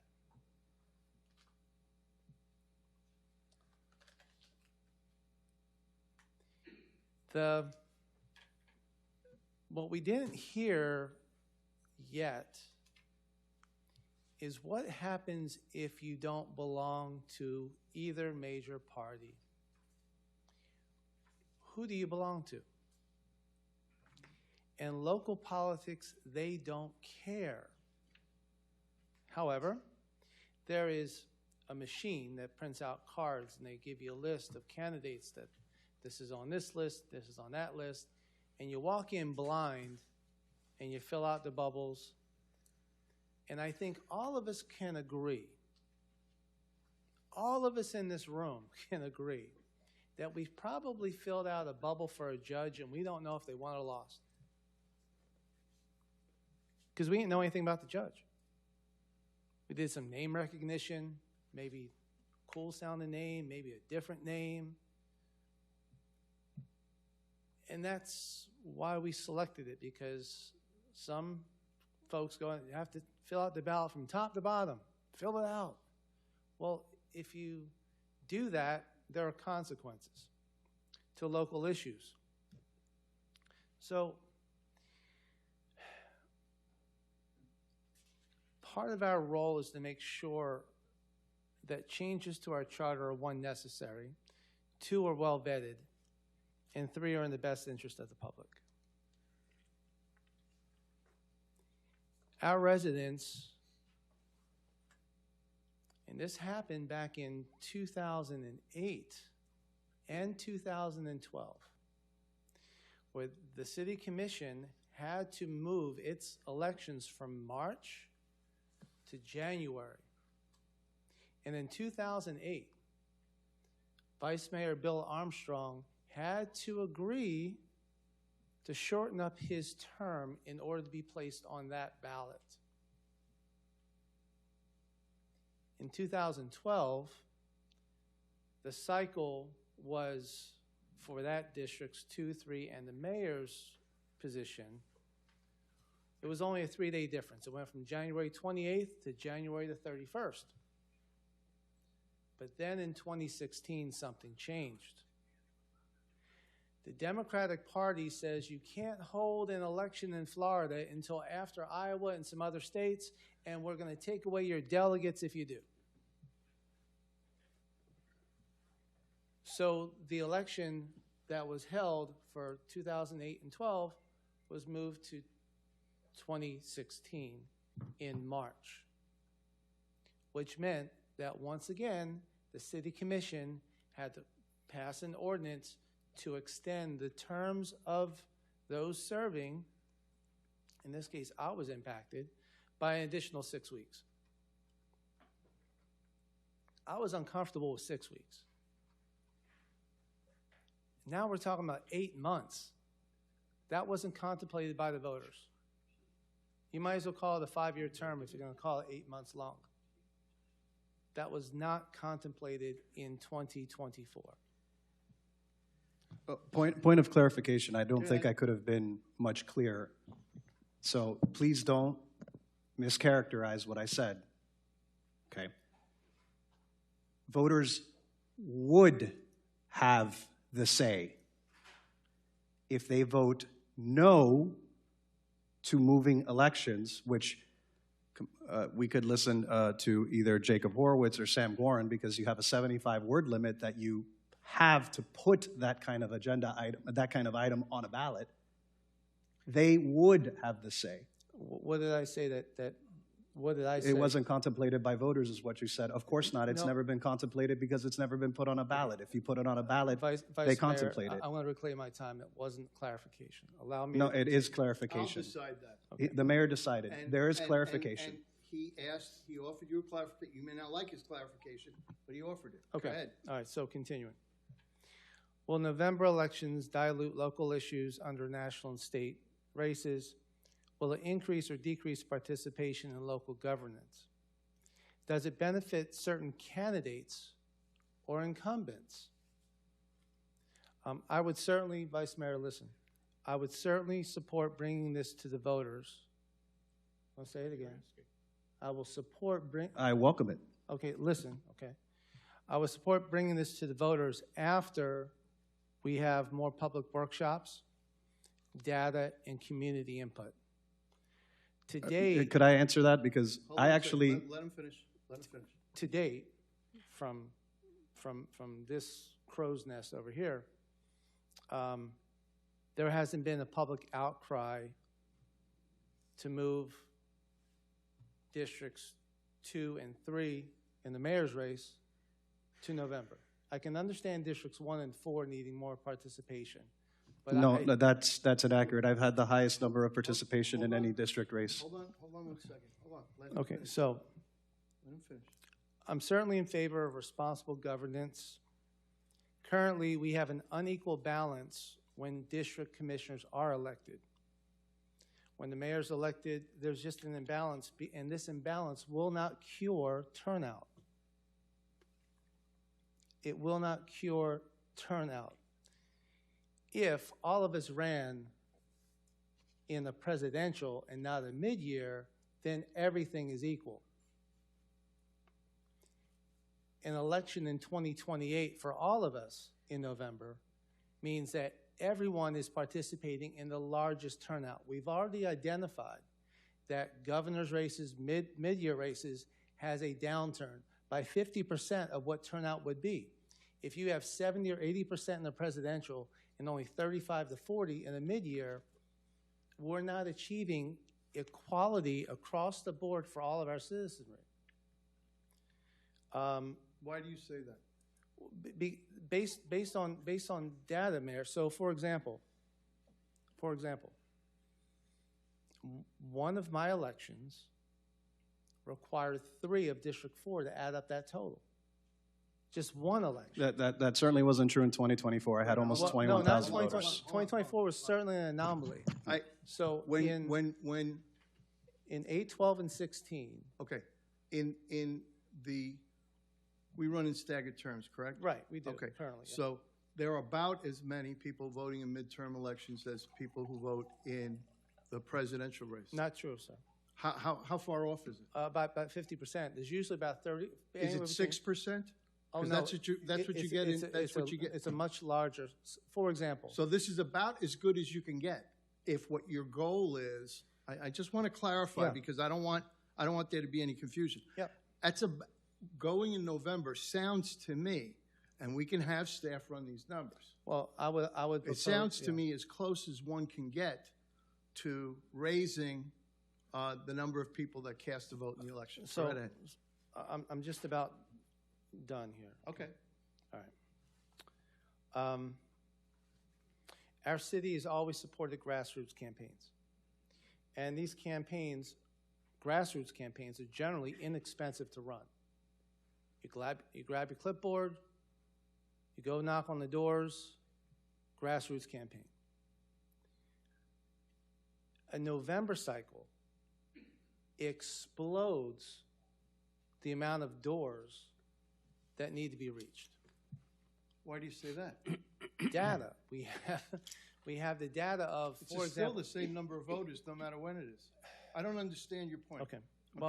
I'm trying to get. It's the same number of registered voters for every election. Mayor, you and I have shared the same campaign manager who happens to be here this evening. We talk about data. We know who's going to show up in March, who's going to show up in August, who's going to show up in November. We know this. We know this. So it's not an illusion. So how do you correct that unless you go to? I'm trying to get to what you're saying. I'm wrapping it up. If you just give me a moment, because I'm going to get back to Commissioner Good's local issue, and I think we can solve it there. But campaigns just become expensive. So for a grassroots individual, it's difficult. It invites a lot of special interest and dollars into a race that, quite frankly, doesn't need that kind of pressure. Moving elections to November shifts the risks. Moving elections to November risks shifting our nonpartisan local races into a more broader partisan environment where local issues get lost, as Commissioner Good said. I do believe, Vice Mayor, that we owe our residents more discussion. This would include data-driven, vetted information to be shared with our 4 major condos and no less than 1 outreach event for each commission district. A comparison of the last 28 years of election cycles, and I know that's a big tall order, but here's the reason why I'm saying 28. Because we had the lowest mayoral turnout in 28 years in 2024. I hope it's an anomaly, but it was the lowest mayoral election since 1996. Mm-hmm. Okay? Hollywood, and Hollywood does border District 2, they have had 10,000 votes. In 2024, 10,000 votes for the race.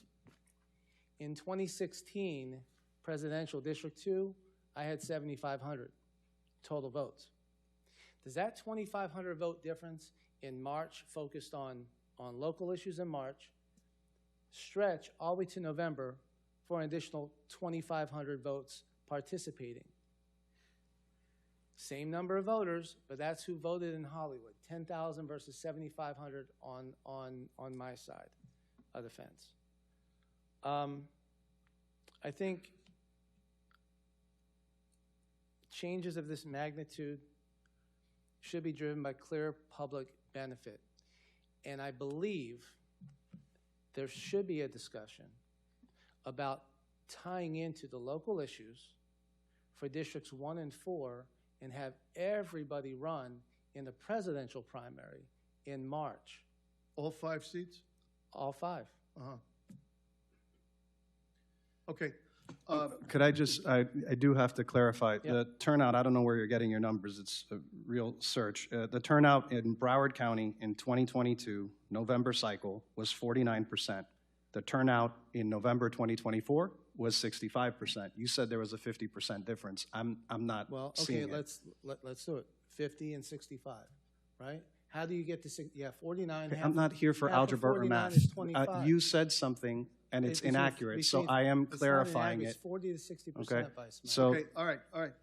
It's, Okay. again, this is the reason why we need the data. in and front of us. I can appreciate, because I said from the very beginning, there's no action tonight. We are I not agree. saying, let's go have an ordinance reading. I am open to continue the discussion, to move the item forward. I tonight. am as well, but I want you to understand what I will eventually bring, because I have a weekly meeting, whether it's in Century Village or somewhere else in my community. What I would like to eventually bring before the day is in fact to meet the deadline. You guys can vote it up or down. What is that deadline, by The the way? deadline is just before Labor Day, according to Supervisor Joe Scott, to Okay. get anything on the November ballot. There was some confusion. Someone had mentioned June. No, Uh, it's August. I spoke directly to Supervisor Scott, who I believe is either watching or will be briefed on this.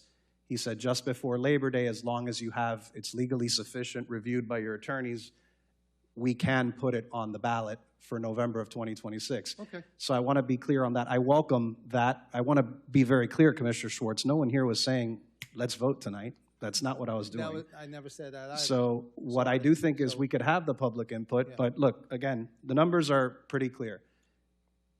November 2024, almost 21,000 voters in District 4 voted for city commission for my race, just mine.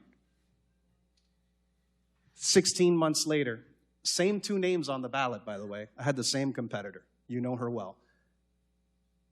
2,815, 9%. I don't think it's a good use of our taxpayer dollars to pay $53,000 more per race in perpetuity, because it's going to continue happening. And by the way, here's the worst part. We're victims of our own success in Pembroke Pines, because the supervisor charges, I know you're questioning, Mayor, I understand your frustration, but we do pay for these elections. The supervisor, according to the memo that he gave our clerk, charges $2.79 per registered voter. Therefore, every time we register a new voter, and God bless us all, I want more registered voters, but every single time we register voters, it's not your fault, Senator Rich. This is under the supervisor. She's completely blameless. Every time you register new voters, it's actually going to cost the city of Pembroke Pines or any city more based on his formula. So, Mr. Schwartz, I absolutely agree with you on the public input. I just wanted to correct the numbers, because you cannot look at 20,141 voters. 16 months later, 2,815.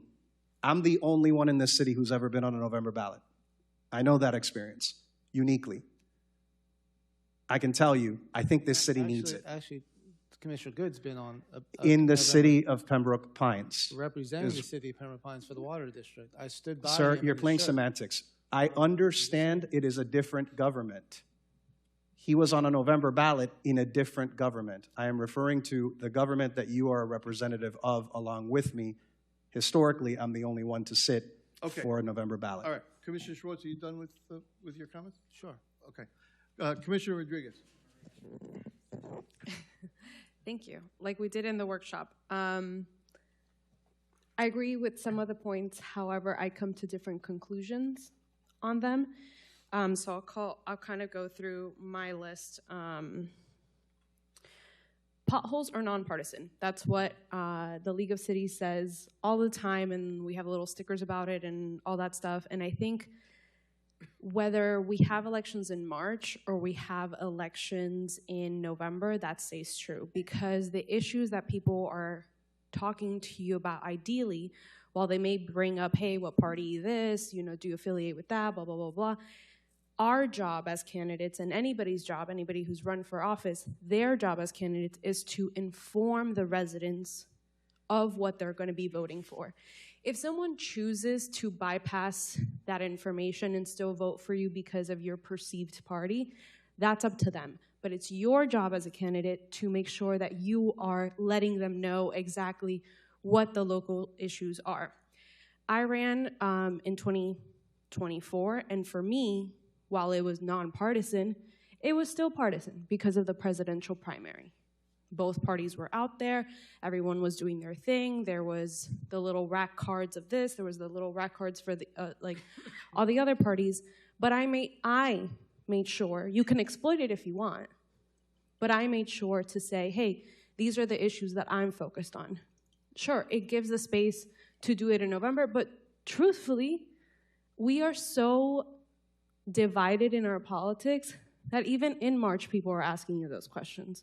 It's not like you get them asked any less for a March race than a November race. It may be that you're not just reaching out to the same amount of people. The other point, and I wanted clarification on the cost breakdown. I understand we have to pay a fee mostly to change it, but then it's free after that. I'm probably going to defer to Mr. Gorin, but just to reiterate what was explained to me by the supervisor was, if you are placing on the November ballot a charter amendment, which this would have to be a charter amendment to the charter of the city of Pembroke Pines, we would pay a fee of $2.79, I hope there's a mail-in rebate, per registered voter in the city of Pembroke Pines. You like that one, Tom? That would equal roughly $345,000. However, according to the memo that was sent by the supervisor to all 31 Broward County cities, and I know the clerk has that memo, any candidate-only municipal election, November of 2026 and moving forward, would not, Manager Dodge, you also read this, so you chime in, or Attorney Gorin, would not incur a cost, as opposed to if we do have to put a charter amendment moving forward, we still would have to pay for that. That was the interpretation that I received from the supervisor. Candidates, you on the ballot in District 3 in November of 28, would not, according to the supervisor, incur a cost for the city of Pembroke Pines. Okay. But I don't want to speak, maybe if the manager. That's correct. That's in the agreement. That Okay. was in communication. That's correct. The other part is, and maybe I should have started with this, I've always agreed that we should move it to the November ballot. I appreciate Vice Mayor Hernandez bringing it to the dais. I'm pretty sure I've mentioned it a couple of times here. You did mention it. I have mentioned it a couple of times here on the dais, because it always kind of blew my mind how little the turnout was. And yes, the concept of us, who gets reached out to? Yes, I understand the grassroots campaign. I ran a grassroots campaign. But what I did during my campaign was not just reach out to 2 out of the 2 primary voters, and I work in campaigns, so it's a little jargony, but 2 out of the 2 of the primary voters for that presidential election. I also added a whole barrage of other people and a whole barrage of other newly registered voters, making sure that was hitting younger families as well, anybody registered under the age of 40, anybody newly registered. I did the effort and the work into making sure more than those who typically voted in that election were aware of the election that was happening in March 2024, at least for my district. I did that because as a younger candidate, I knew that I wanted to represent young families and the generations of kids that grew up with me, and excluding them from that and only appealing the two out of the two primary voters was not in my wheelhouse, nor did I want to simply appeal to them. Granted, that's where the mailers went, that's where the text messages went, but you also, it's up to you as the candidate and your team to decide who you're appealing to. And yes, it's also congruent to the amount of funding that you have and all of that stuff, and it's probably a lot cheaper, and I know it's a lot cheaper to run a March election, but it's not impossible to do the same thing if you have enough tenacity in November. Because I have faith that whether it would have been a March race, I would have ran an even stronger race in November, knowing that the obstacles were stacked against you a little bit more as a newer candidate into a space like this. And I think it makes it a little bit harder, but if you are meant to be in this spot, you work that much harder to get to that position.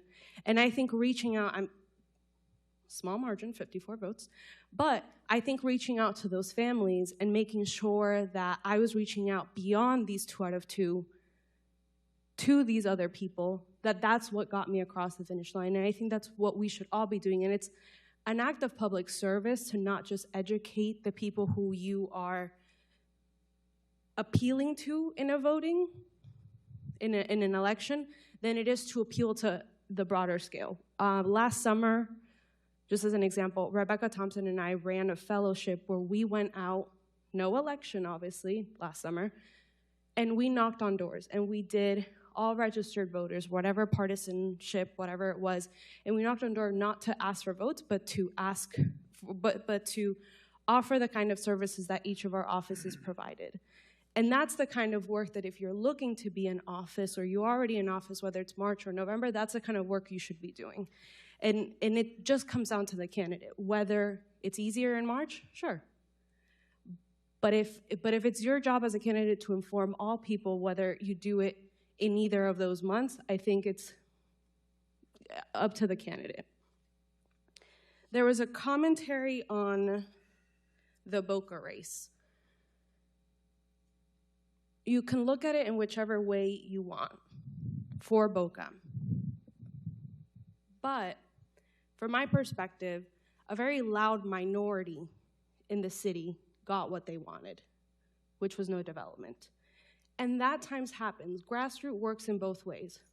Maybe it helps a younger candidate get across the finish line a little bit easier, but grassroots and dealing with a smaller voter base also means that those loud minority that kind of show up a little bit more consistently, do all these things, have a louder voice than everybody else. Because I'm sure that there's plenty of young families in Boca that maybe were looking towards purchasing more homes, living in apartment complexes, and leasing apartments, and doing all of that might have come with that development project. But because they weren't reached out to in these March elections, maybe they had no clue that that was an option. And that loud minority was able to persuade just the voters that they needed in that space and not do a well-rounded reach out. And I know because I've spoken to some of the people who were left on that commission, and that's the way that they explained it to me as well. And so that grassroots concept does work both ways. It can give the minority that can just be extra loud, and sometimes we, kind of see that here on the dais, whomever comes and talks and more, whatever, and then we don't see the families that are actually not here at commission meetings because they're, at the soccer park or like at dance lessons and all those things. So, comment on that.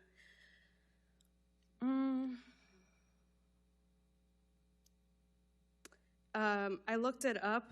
This is nationwide, so it might not be exactly for the city of Pembroke Pines, but 60% national turnout for presidential and 40% in midterms. So while it is a decrease, it's not as much as mentioned earlier. And while we wouldn't, while there would still be some of us that have just generically higher turnaround rates because we fall within presidential years than with midterm years, it is so much better than what we have now.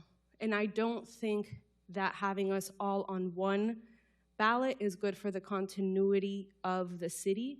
That's like the #1 reason you don't all kind of come out, and no, I don't know if any city, but I would doubt that any city does that, because that institutional knowledge needs to be maintained at least by someone.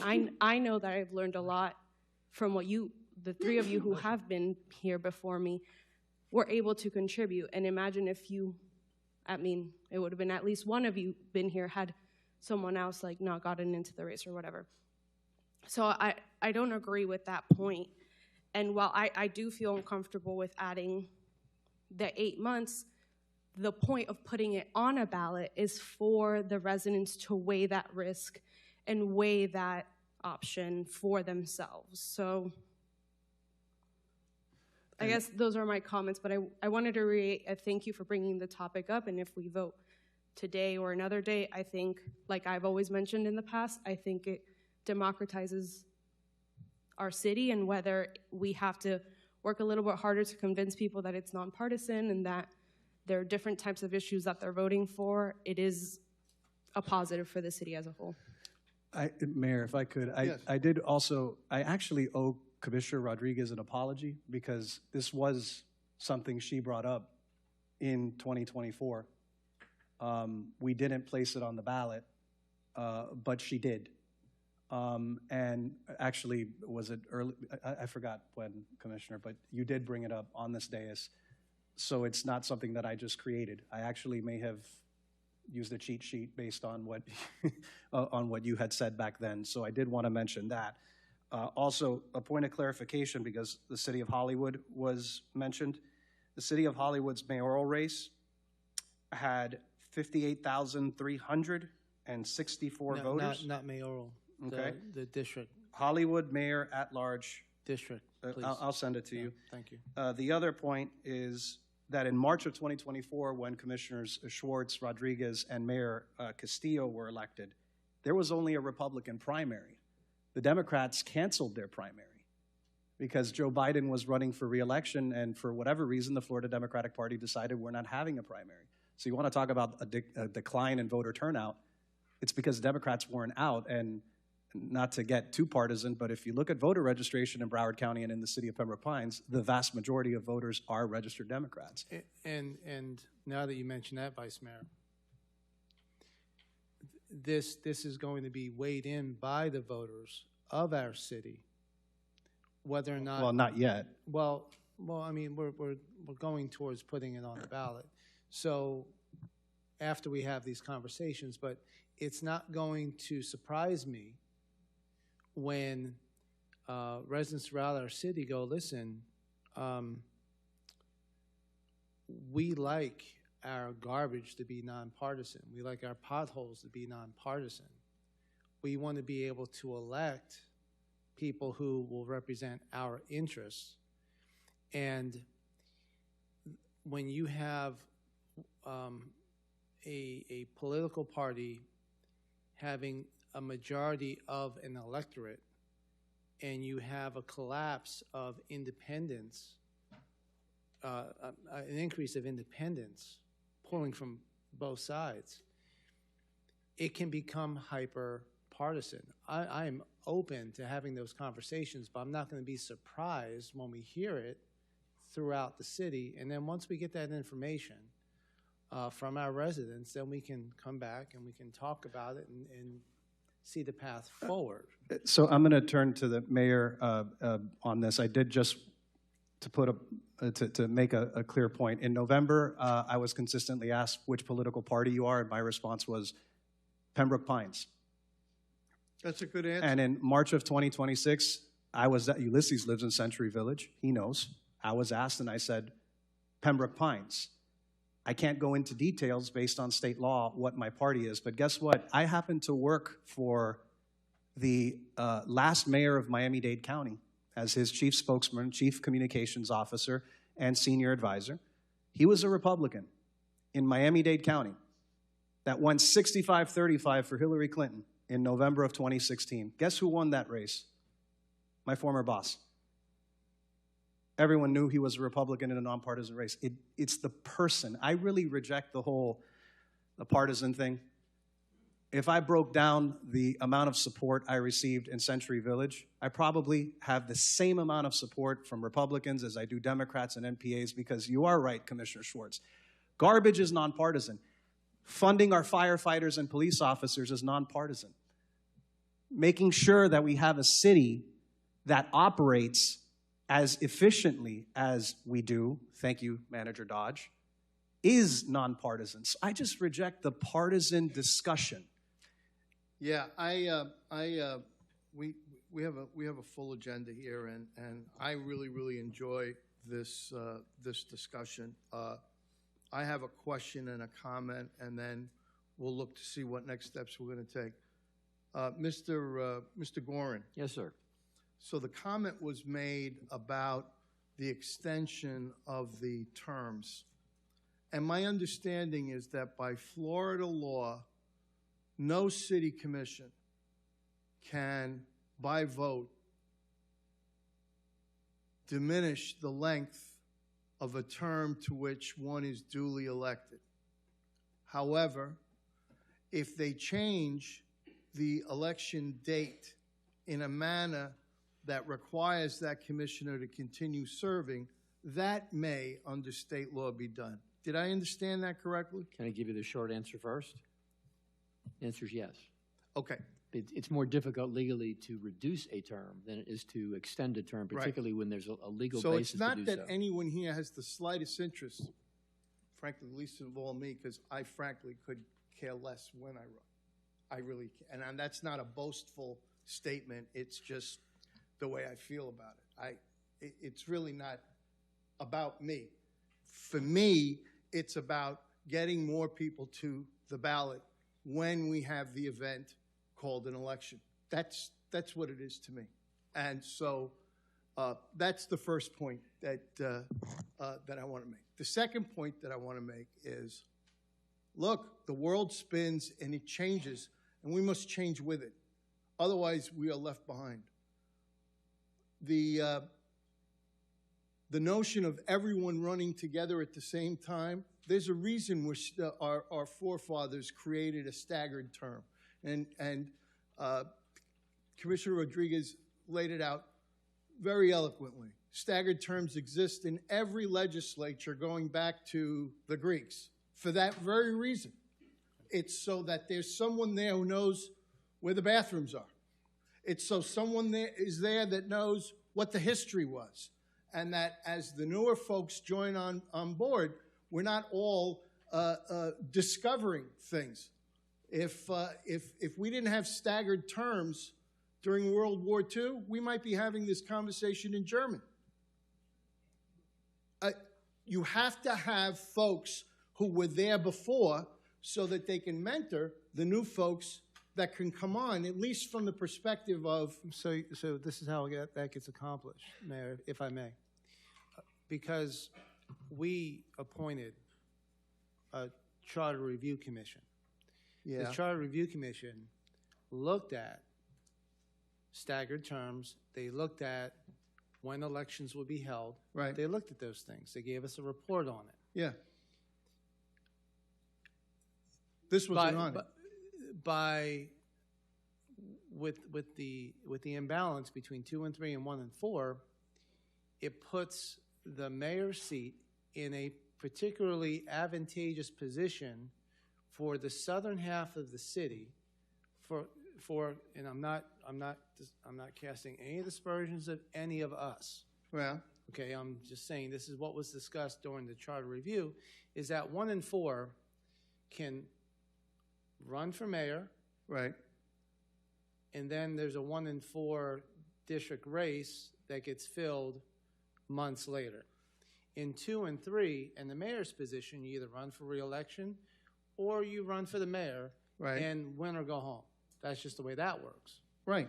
So one thing that we may want to consider doing, if we're going to move to November, is to go ahead and pull the mayor out of cycle, or somehow align the commission districts. A point of clarification that I think you need to understand.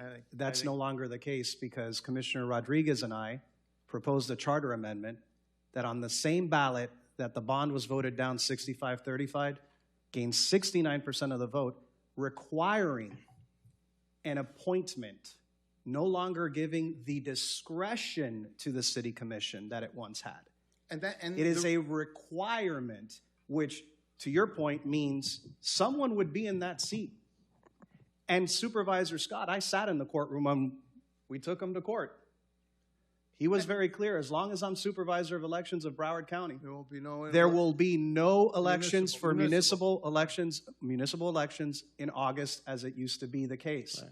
And so it would immediately go to November. And that's what caused you to vote for our first ever November city election. But now you're arguing against November, so it's kind of hard to, I was asking you and interrupting you before because it was kind of hard to follow your logic, because you were part of the vote that created a November election for which, if I may, with all due respect, I don't want to go back in history. No, I have to reclaim my time. But had you agreed to resign, we could have filled. Guys, hold on. I don't want to go back to that. We're not going back to that. The two of you can talk about history. That's fine. All of that was explained incredibly well by the city attorney. Hold on. All of that was explained by the city attorney. It was done absolutely perfectly by state law. Of course. I know that you don't care for the decisions that were made, but they were, Mayor. Careful. Careful about what? Careful. Don't. You didn't care for how the decision was made. Let's keep the quorum. I'm asking you to just focus. Okay, so can I reclaim my time real quick because this is what's important. I'm not even sure what he's talking about. Commissioner Schwartz made a comment about past elections for District 4 and a resignation or running for mayor. What I am saying is that has completely changed because of our charter amendment. That's correct. So it is an erroneous statement that I have to provide clarification for. So having said that, I have some people from the public that wish to speak, and then we'll see what motions come. 1 second. Sorry to interrupt. You can start coming up. I just have two quick comments. Yes. Back on the note of special interest, it's just as easy to impose special interest in a March race. Is actually probably cheaper for the special interest to come into a March race than it would be a November race. Second point is when we are working off of the presidential primary, we have to remember that it's a closed primary, and people with non-party affiliation, NPAs, typically don't come out, nor are they reached out to by either party to come out and participate in those. When we're saying we want to make this as nonpartisan as possible, it actually makes a little bit more sense on the November side because NPAs come and vote in November. They typically do not come and vote in the March election. I have come to see it the same way, Commissioner. Thank you. We have some members of the public that wish to speak. Steve, your name and address for the record. There's a button there that says speak, if you could push it. You see it? You're on. My name is Steve Reinstein. My name is Steve Reinstein. My address is 13100 Southwest 11th Court, Pembroke Pines, Florida 33027. Yes, sir. Just want to share. I don't speak very long, and I'm a little nervous. Don't be nervous. Speak. Okay. You're among friends. I just want to share my ideas, and I respect. First of all, I agree that that elections should be in November. Let me tell you very simply why. And I respect everybody on the board listening to all this. It's fantastic. I'm a news junkie. I'm very interested in this stuff. But let me tell you why people don't vote except in November. Because if you think about this, when we were all in the 7th grade, what did we learn? Elections are the first Tuesday after the first Monday in November. Mm-hmm. That's when elections are.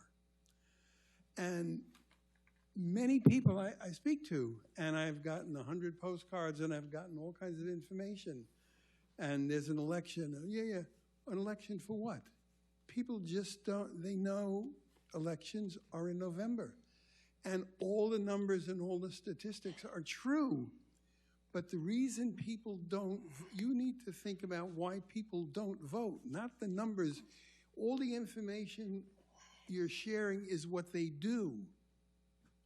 But you need to find out why they do it. And I think it's because that's what we learned in the 7th grade. Thank you. Much appreciated.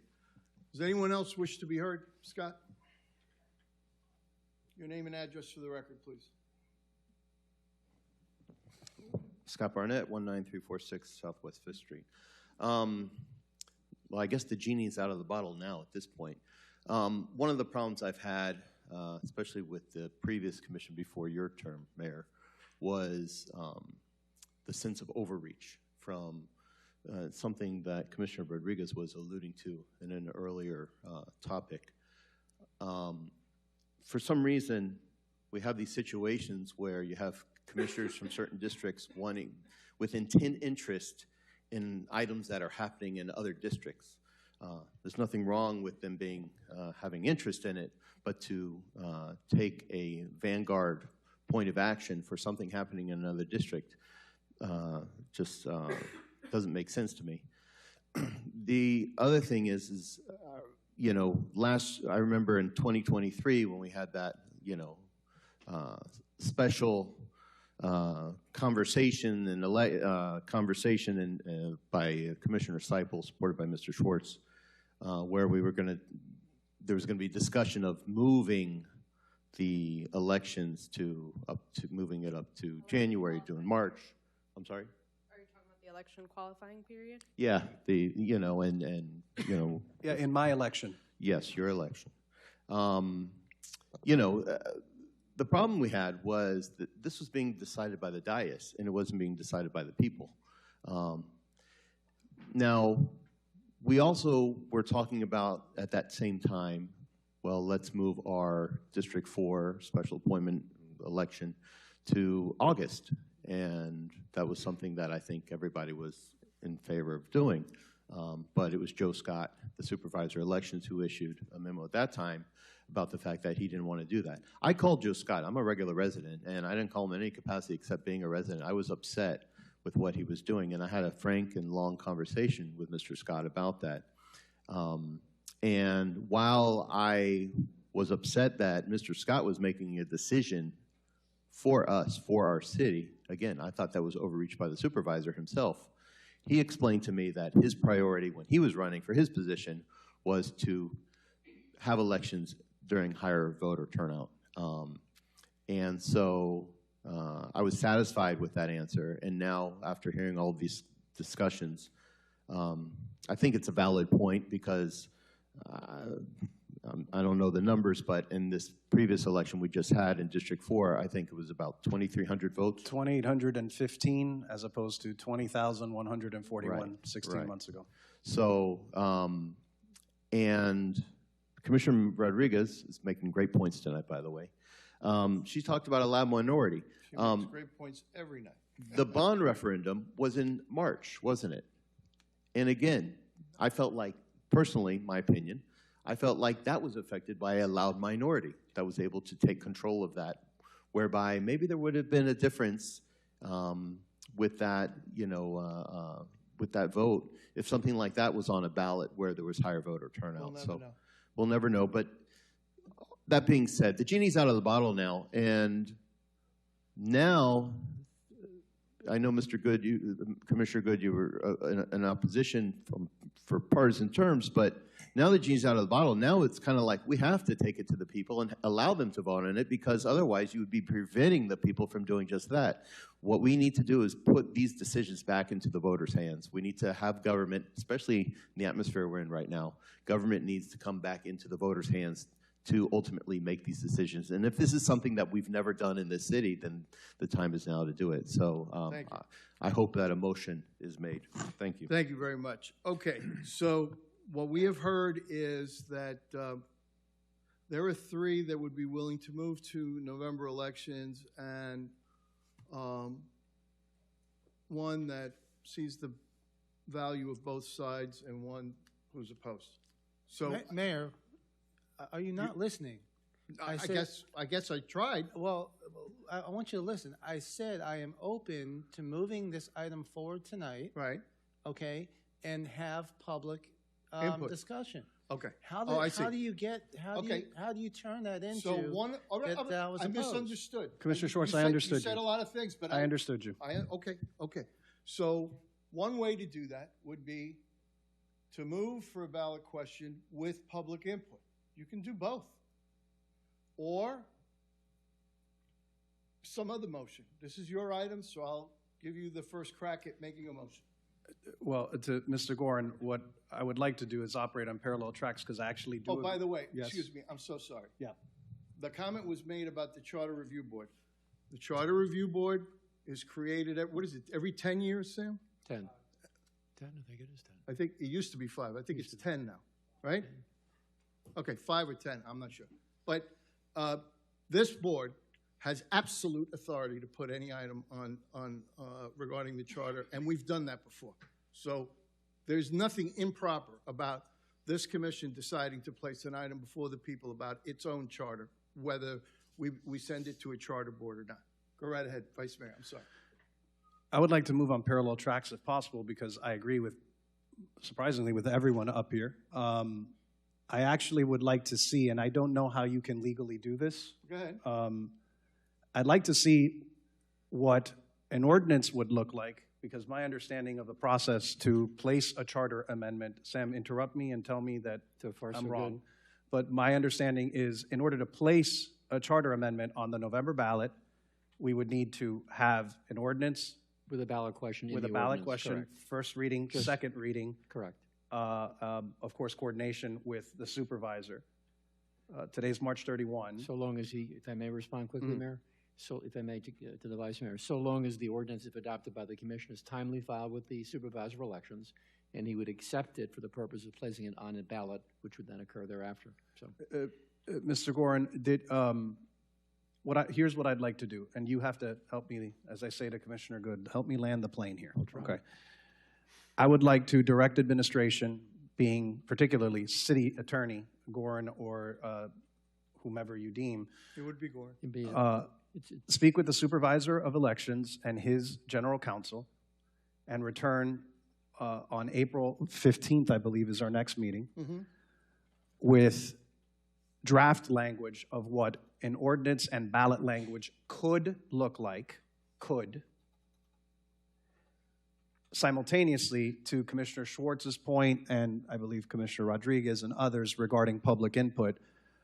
I'd like to coordinate or direct administration to coordinate with representatives of the Supervisor of Elections Office to meet with us here on April the 15th, whether it's a supervisor or someone else from his office, to explain not only the supervisor's position as to why, to Mr. Barnett's point, why he's encouraging cities to move to November, and to reiterate and confirm what I said and what's in the memo, that candidate-only elections on November ballots for municipalities would incur no cost.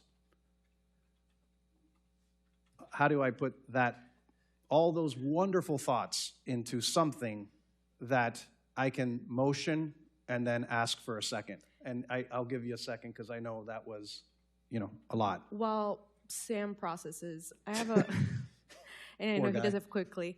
I have a point of clarification. Yes. When we are talking about public outreach, I think a small caveat would be that we aren't allowed to use taxpayer funds in order to talk about After a ballot question. after ballot questions. So We can call town hall meetings before. public forums. public forums before. So we have. Yes. So we would have to. This would be a contemplated action. Correct. That has not yet taken place. That's correct. And we are allowed to call town hall meetings to discuss contemplated actions. And then when we do, if we put it on the ballot, similarly to the bond, we still went out and talked to people with the measure of not swaying them in any That's direction, correct. but explaining to them. So That's correct. I'd like us to keep that in mind when contemplating the public outreach versus when the ballot question comes to be official. I also think that if there's an interest here, for a fairly modest amount of money, we can also survey all registered voters in the city to see whether they have an interest in November elections over March elections. We could certainly do that. Okay. I throw that out as a possibility in case anyone wants to bite on it. I'm absolutely fine with that, but I don't necessarily want that to be a part of the motion. I do Okay. want what Commissioner Rodriguez has said somehow incorporated. Look, at the end of the day, April 15th is a public meeting here at the City Commission, and if we're inviting the Supervisor of Elections or his representative here, the public also will be here. I'm not disqualifying the opportunity for a future town hall meeting, but I would like within 16 days, April 15th, to have us here already for our regular commission meeting, have a representative of the supervisor's office, and yes, of course, like we always do, invite the public. Each of us we have the abilities to call town halls in our districts, that's fine, but As long I'd rather. as long as the manager has money for it. So, well, but the public commission meeting that I'm referring to on the 15th isn't a budget item. That's why I want to separate. I don't want to incorporate a survey and then the town halls. That's not what I'm doing. What I would like, and I think I've given you a little bit of time, what I'd like is to separate those. Maybe on the 15th, we discuss allocating some budget for a survey. That's fine. Okay.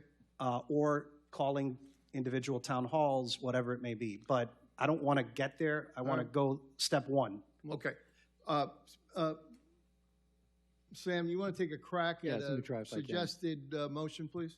If I'm hearing the Vice Mayor correctly, what the Vice Mayor is suggesting is a motion to direct the City Attorney's Office to draft an ordinance to change the election date under state law from the current March period to November, which would be by ordinance, and to allow for a first reading on the 15th of April.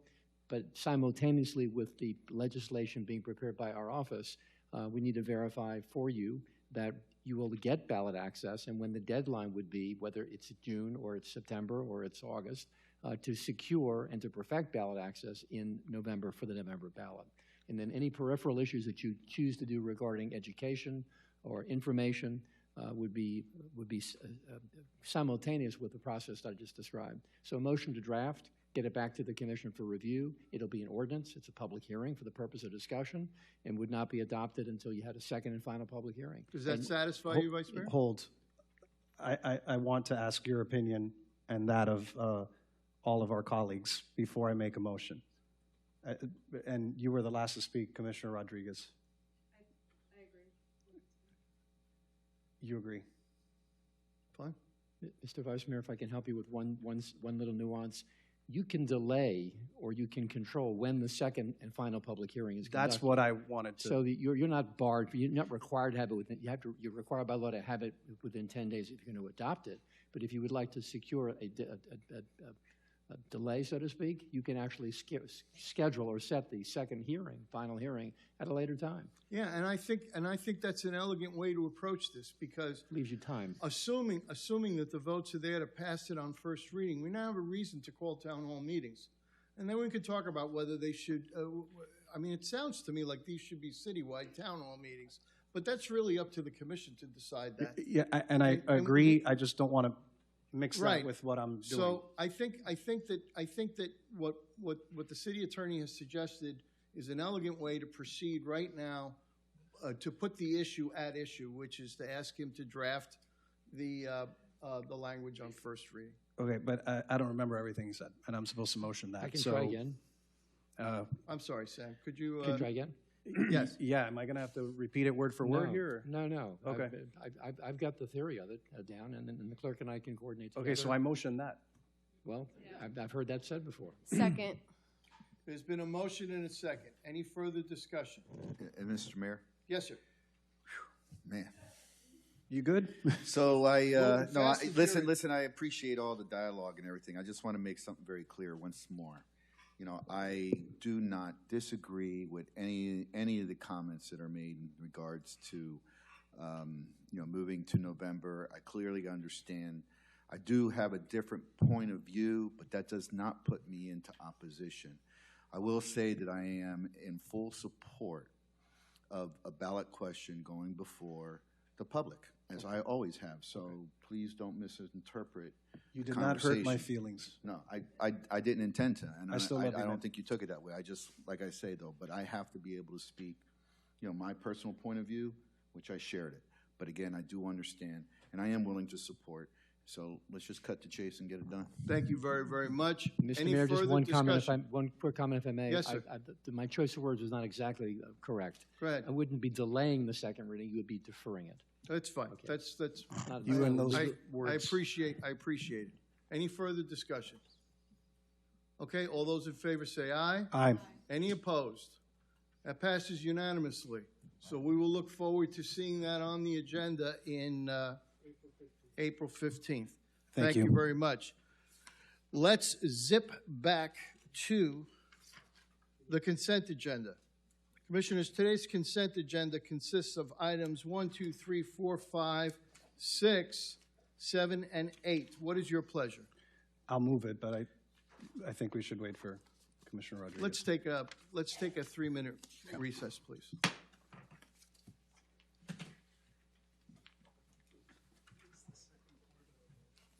Second part of the motion to defer the second reading to a later time.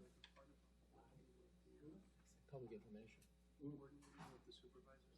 Yes, to confirm the last access, valid access, whether it's, because the vice mayor was told, September, I don't know. You were told the same thing? Well, that's my concern. I don't want to think that you can meet. Show me that, because I've not seen that, so I've always thought it was true. I don't go to the bathroom.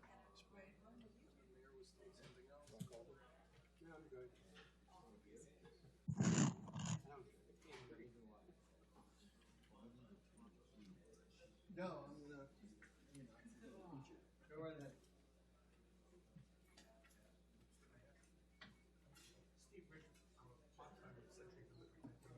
How are you? I'm glad you're here. Is that right? New York City. Ah, wow, yeah. I worked for Fred Koch. Okay. You work for the state administration? No.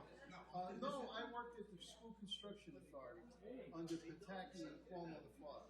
Okay, but I worked for my first job. My first job was Fabian Powell.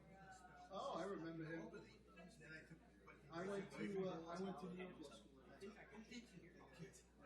Gray. Simon. See, you was a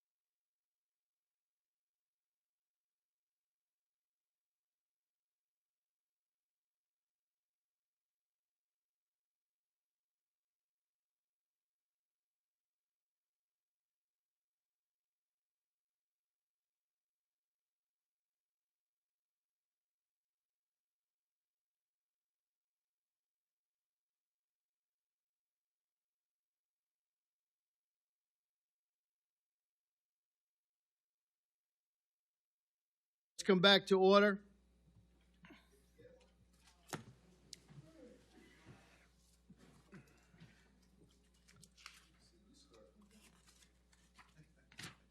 Okay. The motion was made to, by Vice Mayor to adopt the consent agenda. Is there a second? Second by Commissioner Good. Any discussion? Any from the public? Seeing none. Items 1 through 8, all those in favor say aye. Aye. Any opposed? Show passes unanimously.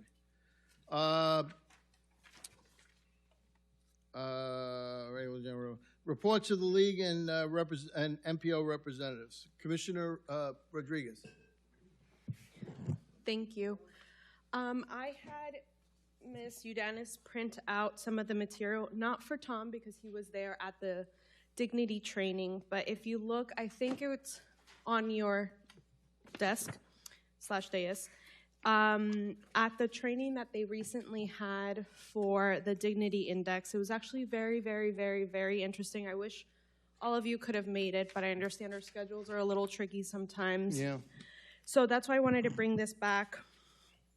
Tom and I were there, and it was super interesting. It obviously relates a lot to elected officials, talking, keeping decorum, and what they talk about basically is going from dignity and keeping everybody in the conversation above bar, and the other end of the scale is contempt for the other person that you're talking to or the other group of people. I included a couple more than what was given to us as part of the information, and there is a QR code at the bottom of that first document at dignity.us. They have really good videos, trainings, topics, but basically what they taught us is that in a scale from content to dignity, there's about 8 steps, and they talk through each of those 8 ways of talking to other people. There's also a part that says building skills for dignified disagreement.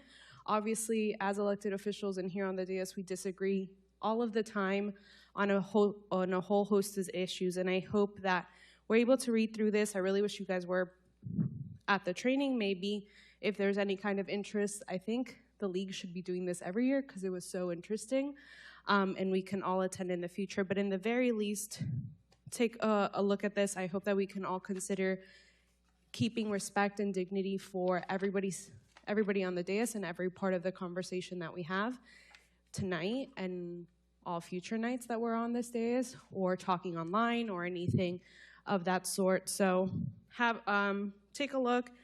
And then Denise Horland, president of the League of Cities, can have some more information if you guys would like, but the website itself does have a ton of information. So that's a little bit of what the league did. I have to double check. Thursday we have the directors meeting. I have to double check the location, but it should be on your calendar. Or I guess it's not on your calendar. I'm going. I believe it's Deerfield. Deerfield. Okay, so I'll be in Deerfield, and I'll come and report back on that as well. And then keep a lookout on the general meetings because, as a reminder, we do have 2 tickets, and it doesn't necessarily have to be the person appointed to the League of Cities to be able to go. So first 2 to hop on the train for the general should be able to go. Thank you very much. Well said. Commissioner Good, anything new from the MPO? No, Mr. Mayor, I already gave my report at the last meeting. Thank you. Thank you very much. Reports of the city manager and city attorney. City manager? Yes, Mayor. At the last commission meeting, April 22nd, we were talking about a budget visioning retreat. Commissioner Rodriguez wasn't available, and I believe Commissioner Schwartz wasn't sure, so we need to pick another date. And April 29th, we have a workshop on municipal solid waste. Commissioner Schwartz was supposed to let us know if he's available that night. Yeah, I'm available. Okay, good. What so time that one's set. So would that be 4 o'clock, 5 o'clock? What time are you looking? We have 6 o'clock, but you can change it anytime you want. Doesn't matter. How long do you need? That one's going to take a little bit of time, at least almost as much as we did tonight for at least 2.5 hours. So is anyone opposed to having it a little bit earlier? So we're not, going for the bag chips and all that stuff? We can do it at 4 o'clock.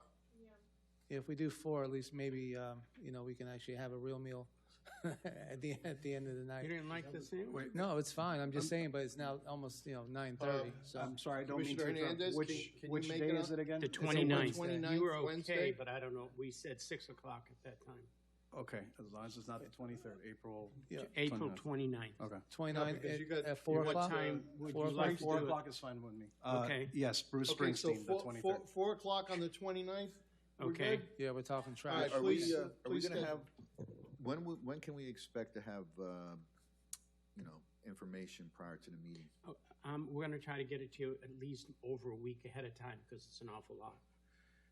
No way to get at least partial, Well- if you got something partial now, we can Yes, start we getting it? can. We Yeah, have some that's completed. We Yeah. can give you our white Yeah, anything paper, that you which get, because I'm, yeah. really spells it all out, sure. Yeah, okay, any, Much Okay. appreciated. thank you. Thank you. Okay? Now, we anything need else? to set a date, Mayor, for a budget visioning retreat. If you can't do it in April, we could move that to the beginning of May. Well, why can't we do it the same night, the 29th? Oh, that would be too much, I believe.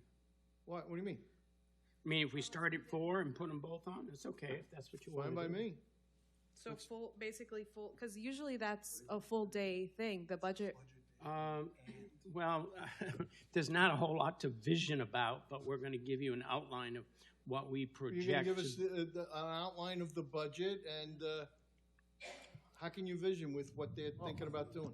I know, that's the So- whole issue. so- If so- whatever you add, you have to take it from someplace else. But it'll give us at least an introduction to the budget, and if there are any really pressing issues, we can bring it up. Okay, so we're going to change that one to April 22nd, add it on to the 29th. Why not? Okay. Mr. Dodge, is there a way that you can send us the visioning PowerPoint or whatever? I mean, Well, no, we'll send you what it will be. We're calling it visioning, we always have. But it's really the outline of where we are with the proposed budget for 26, I would- 27. What time did we do the visioning last year? Usually I at 4 honestly o'clock. don't recall. I think it was a little bit earlier. Well, I remember it being more like the strategic plan one, where it was kind of like morning to It's hard for afternoon, me if to I'm not mistaken. Well, we've done all day, but I don't think we need that. And I understand the concept of administration might not, I mean, they're kind of stuck on what they're bringing forward, but I don't want to be rushed. Even, I mean, we had 2.5 hours in the other one, and I felt I was a little bit rushed, and that was just one topic. So I don't necessarily. That's on me. I'm gonna try and manage the time a little better, But so it's- that it's evenly distributed. It's not the distribution. I don't want to have to cut anybody off for me to get my points across. I think we should all get our points across for whatever long time it takes. I'd propose starting earlier on the 29th if we're going to do both garbage, recycling, and the visioning. Does I'm anyone free have a that whole problem with day. that? Mike, If you give me 2 seconds. hold on.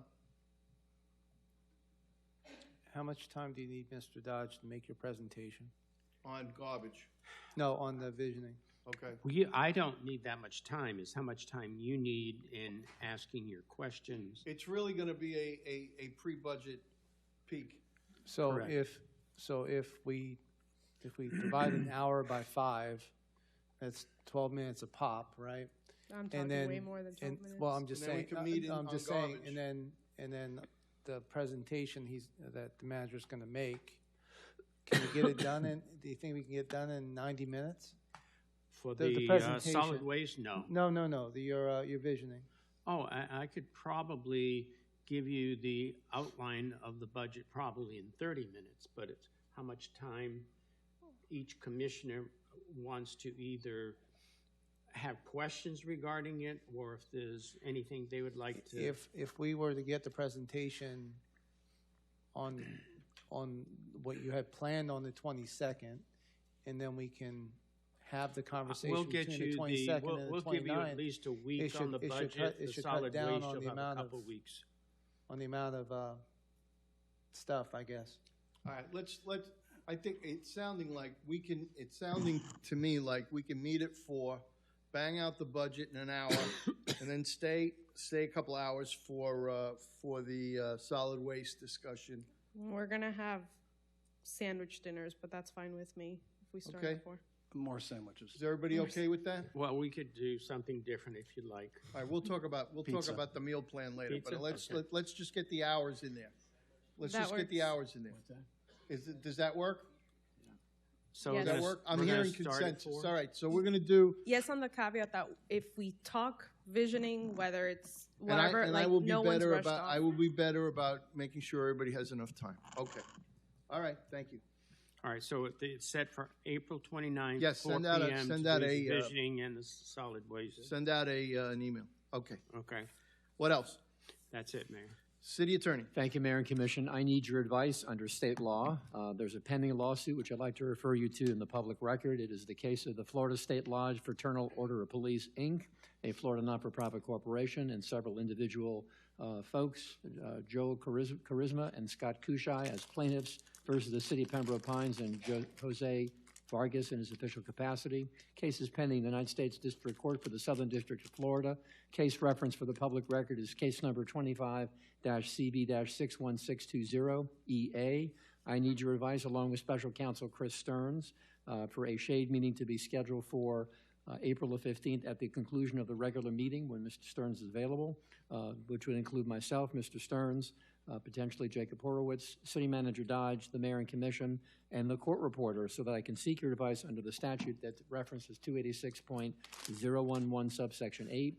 We have a public meeting, which is a sunshine meeting. That's a shade meeting. It must begin in the public. It would then conduct itself into the shade and would conclude in public.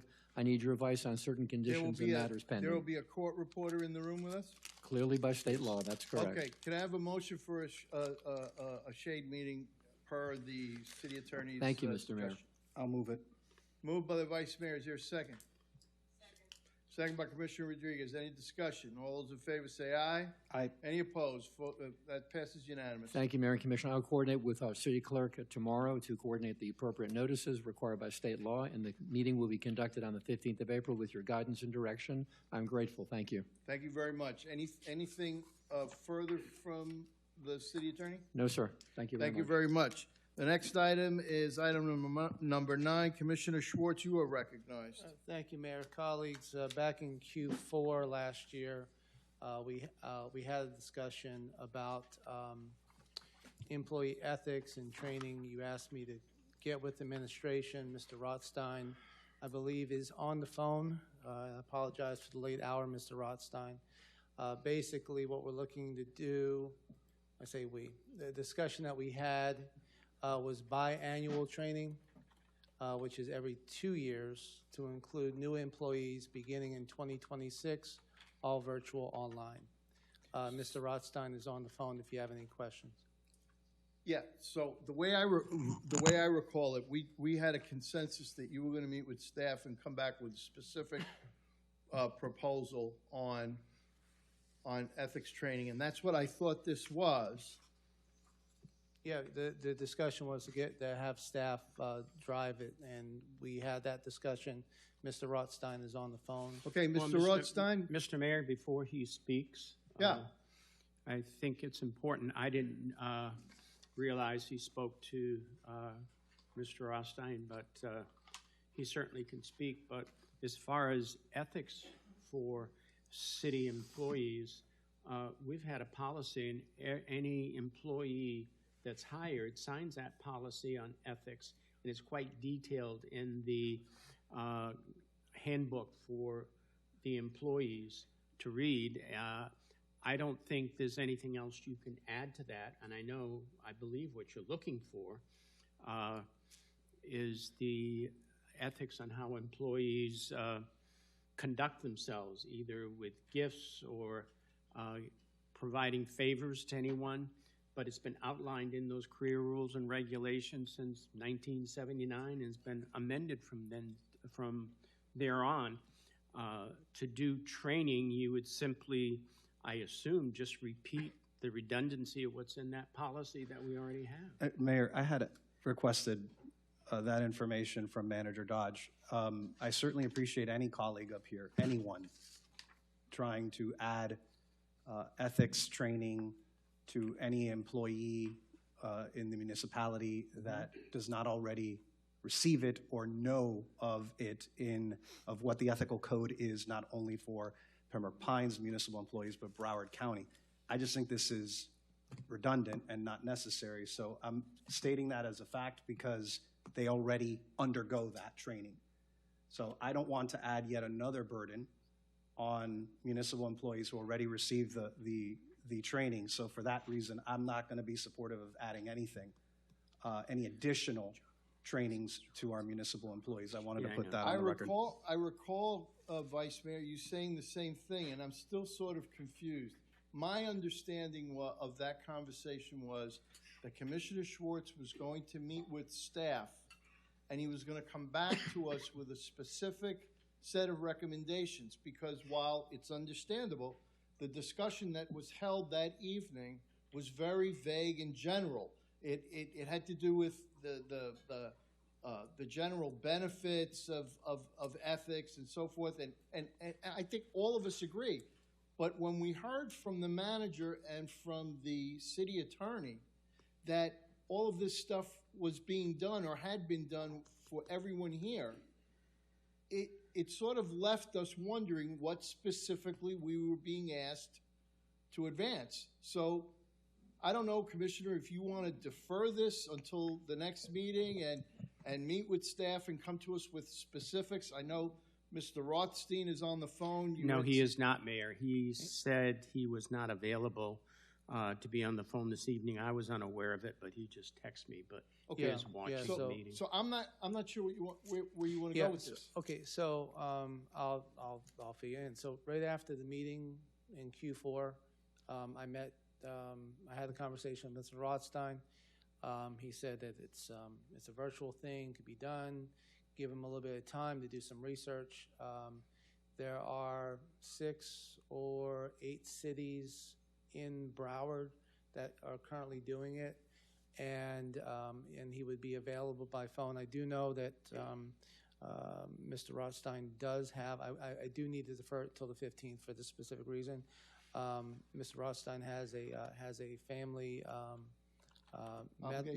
medical, and as of right now, he's okay. But thank God. Yep. So I'm asking for the deferral. I think we were anticipating getting to this much earlier this evening, but that's okay. I'd like to go ahead and queer. I'm going to defer it. Okay. And bring it. I'll just require a vote. I'll repackage it. You just repackage it and bring it back. And however, if you could add some backup as to what specifically you're looking for us to do. That's what Mr. Rothstein was going to actually provide. Good enough. So now, in the item, because if we're going to ask our employees to do ethics training, we already do ethics training. And I'm querying the city attorney. Couple things, colleagues. It does not apply to all of us. And it's difficult for me to even mention it. However, before you proceed. Yes. I want you to know that I got a call from staff that this was a compound question. And they asked whether or not it needed to be split up. And I said, let it go. However, I want the commission to know that this kind of a question is generally not in order. You've got 2 issues here, one having nothing to do with the other. And so generally this would be 2 questions, because if a motion arose. I'm not asking for a motion. Okay, so if a motion arose, you wouldn't necessarily be the one that made it. Right. If a motion arose, it would be very difficult to figure out between the 2. So in the future, let's separate, the issues. Go right ahead. Okay. Replying to all, in email. This does not apply to all of us. I do not recall getting a reply to all from the Vice Mayor, from Commissioner Good or Commissioner Rodriguez about items that are coming in front of the agenda, coming in front of us. Residents, business owners reach out to us and they put us on the whole list, okay? Please refrain from replying to all on whether you support an item or not that's in front of us on an upcoming agenda. I'm just asking, please don't do that anymore. Number two, and we all have the First Amendment right to go out on social media and voice our opinion. That's protected by the Constitution. But disparaging a colleague with misinformation is not something that should be tolerated under the protection of free speech. There was a comment about grass turf fields implying that I drug a bunch of kids out and privately I was voting one way and changed the whole narrative. If that was true, which it wasn't, then the only way that would be possible is if a conduit spoke to the vice mayor. And that... I don't know what you're referring to. Well, I have a... With accepting Commissioner Rodriguez's presentation on decorum, I'm going to refrain from sharing that social media post. Collegially... I could share it if you'd like. I mean, I'll post it here. The fact of the matter is, all of those parents and children that came here that night were not going to come here. It was a consent item agenda on our agenda. They were coming here, and they said that they were told that there was one commissioner that was out there expressing his opposition to an item. That's what they told me. I thought it was despicable. And I put it on Facebook because I disagree with your behavior. By the way, my next item's coming up. I'll talk about your behavior. I disagree with having 50 children and their parents sit here for an item and then turning around after you've posted on your own about synthetic fields and having them come here and sit and then turn it around as if somehow you're defending them because of a box that they're supposed to check about insurance, when you know very well, you've been here 7 times the length that I have, 14 years. Do you think Somerset would have brought their 2 general counsels, their high school principal, their chief operations officer, their baseball coach, and everyone else? They had videos from those kids. Do you think they would have come here, Commissioner Schwartz? Do you really think they would have come here asking us to support an item if they didn't know exactly what was in that item that their attorneys painstakingly worked on? With Ms. Golding and our attorneys, they were on spring break. And yes, you are. Thank you so much for the constitutional lesson. I absolutely am allowed on my First Amendment right, on my Facebook, on my Instagram. If I used X or Twitter, I would do it too. I thought it was wrong. It was wrong of you to bring them here and do that to them after I know you were going to vote against it. See, and that's exactly what you did. See, Mayor. By the way, thanks for voting for it, because at the end of the day, you voted 5. It was a 5-0 vote. It was a 5-0 vote. Mayor. I'm not the mayor. No, I'm addressing the mayor. I'm hearing it. Okay, well. Yes, sir. Vice Mayor, I'm really disappointed in your interpretation of events. You specifically You mean, said. you mean facts? All right, look, this is, Mayor? say what you have to Mayor, say, and I- let's move on. There has been a constant changing of facts and narratives in social media when you don't have the full, complete story. And I did mention that I spoke to Mr. Rabena. I didn't tell you what. Mayor Robina, yes. I'm gonna. Mayor. You two need to post a meeting and get together and have this discussion. There's no official business associated with what I'm hearing now. Facebook or Instagram comments are not official business. I just don't think that that's something for this day is to consider. Who posted what on Facebook? And frankly, and I'm going to say this with all kindness and sincerity, least of all from you. So I think that you all need to get together or do whatever it is that you want. But I'm not going to entertain. I'm happy to meet in I'm a. not going to entertain discussions about Facebook posts here. I'm happy to meet if Commissioner Schwartz would like a sunshine meeting. Absolutely. They need Frank, Sam. Yes, sir. They need to post a meeting and they need to figure this thing out. Okay, I just can't have that kind of discussion here. It's not official business. Is there anything else on your item? Yes, Mayor. Go ahead. Social media. Can we refrain attacking our residents and their mothers? Can we do that? Yeah. Please, Mayor. Thanks. Can you Anything else? Can you not do that anymore? Anything else? Please. Anything else? That Thank would be you. the extent of it. Thank you very much. Thank you very much. I wanted clarity from our city attorney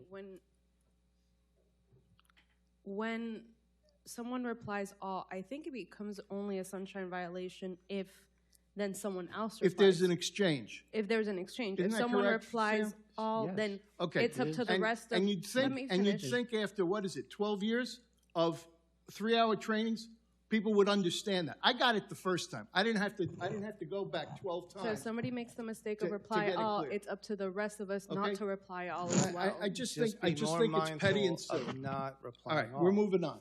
Item number 10 is our last item. Vice Mayor, you're right. Discussion and possible action on the ceremonial badges given to the city commission. And I do want to correct, because I was corrected by the assistant city manager, Bonilla. Those aren't police badges. I know I put it in there, Chief, so I wanted to correct that because I know they have no policing power, and that's very clear. It's interesting that Commissioner Rodriguez gave us the Dignity Index. I had no idea. I could not attend that training. I was working like I do Monday through Friday. Commissioner, I'd love to be an 8. I really would. What's the name? Each one of us is born with inherent worth, so we treat everyone with dignity no matter what. Tonight I'm going to try and be a 6, though, which is we always, it's They in your packet. particularly mention not to score yourself or others' conversation. I just violated the rules. Yeah. We always talk to the other side, searching for the values and interests we share. Here's why, if you go back to November of 2024, the week before Thanksgiving, I was honored, Mayor, when after I was sworn in, you handed me the ceremonial badge that Sue Katz, may she rest in peace. And Katie Thibault before her. I did not know that. But Yeah. Thank you. I was the third. You handed me that. After that, I'm ashamed to say it collected dust in my office. I didn't carry that around, but I did believe wholeheartedly that it was an honor to have it. I understand other members of the commission had it, or still do. I personally don't feel after, and I'll get into the details, but after what the city has been through, since about June of 2025, when I received an email from a newsroom, from reporters, about allegations made against Commissioner Schwartz at Flanagan High School, where he once was employed, he no longer is. After receiving that inquiry, I called now retired Assistant Police Chief Carlos Bermudez. I said, I'd like to meet you wherever it is. I don't want this in my possession. It has no authority whatsoever. It's beautiful on a shelf. It really is. But I almost find myself to be unworthy of having it. I am not Chief Rodriguez or Paul Smith or any of these folks that put their lives on the line through training with fire rescue departments and literally save lives every shift. And I'm certainly not Chief Rodriguez or Sereno or Scott Kushai and Jennifer Martin, my friends on staff, that don't know if they're coming home after their shift, where they could pull someone over and, heaven forbid, Chief, their life could be in jeopardy.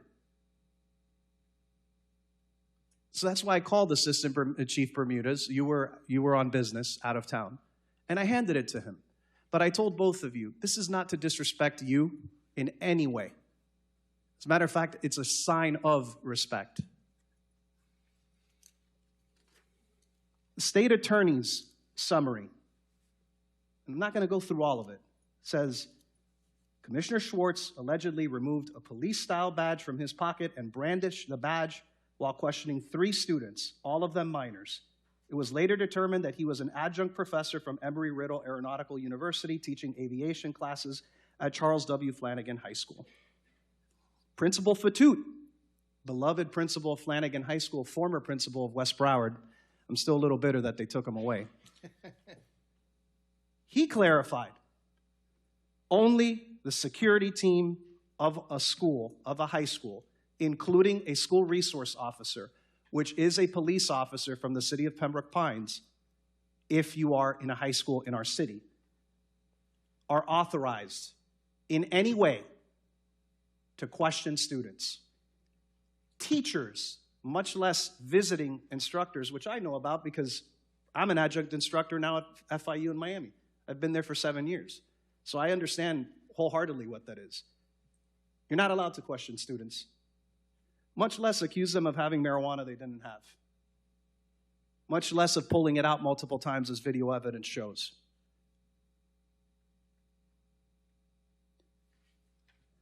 An unknown man aggressively walked up to OB and said, "Where's the weed?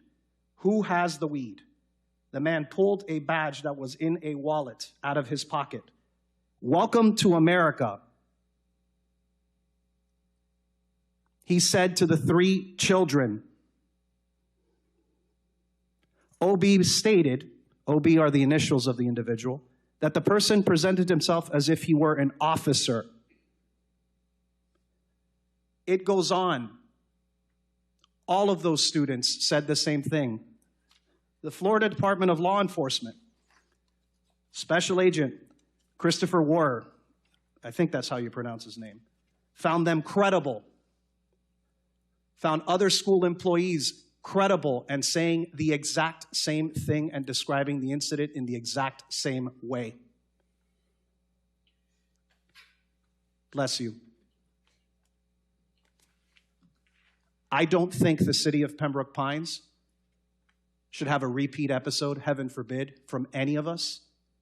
My motion tonight is going to be very, very direct, that the city of Pembroke Pines discontinue the practice of issuing ceremonial badges to members of the city commission beginning today and until a future action by a future city commission reversing that, and making certain that each ceremonial badge that is currently in the possession of any member of the commission be taken back by City of Pembroke Pines police personnel if the manager deems that is appropriate. It is his government. So I will leave those facts there. Here's one point I do want to make. Since I was sworn in May 15th of 2024, I didn't come to this board, Commissioner Schwartz, with animus towards you or anybody. I am far from perfect, but I don't come here with hatred in my heart. I don't wake up in the morning and think about enemies or nemesis. I wake up in the morning I kiss my wife, and I take the dog out to pee. That's what I do. I don't think about political rivalries. I love my children, I love my wife, and I want to have a great life and serve the public. What your actions were reflect on all of us up here. I want to have a collegial relationship with you, Commissioner Schwartz. I don't want to have animus. But there are some things that you have, some steps, some actions that you have taken that do impact me and do impact Commissioner Rodriguez and Vice Mayor Good and the mayor. I felt compelled to bring this. Because with apologies to Mayor Castillo, I know he has his. I don't think we should have him. In fact, if I had mine still, I'd say, Chief Vargas, can you please meet me here and I'm going to hand it to you?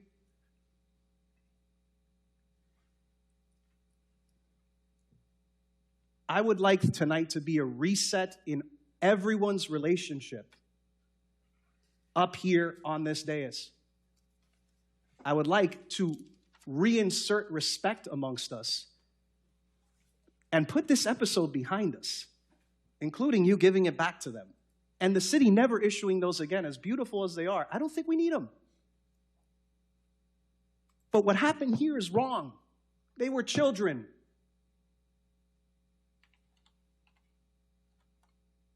And I disagree with it.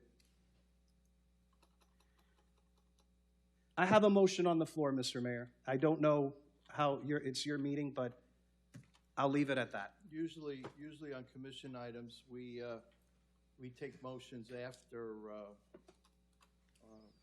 there's discussion, but I'm gonna chime in on this.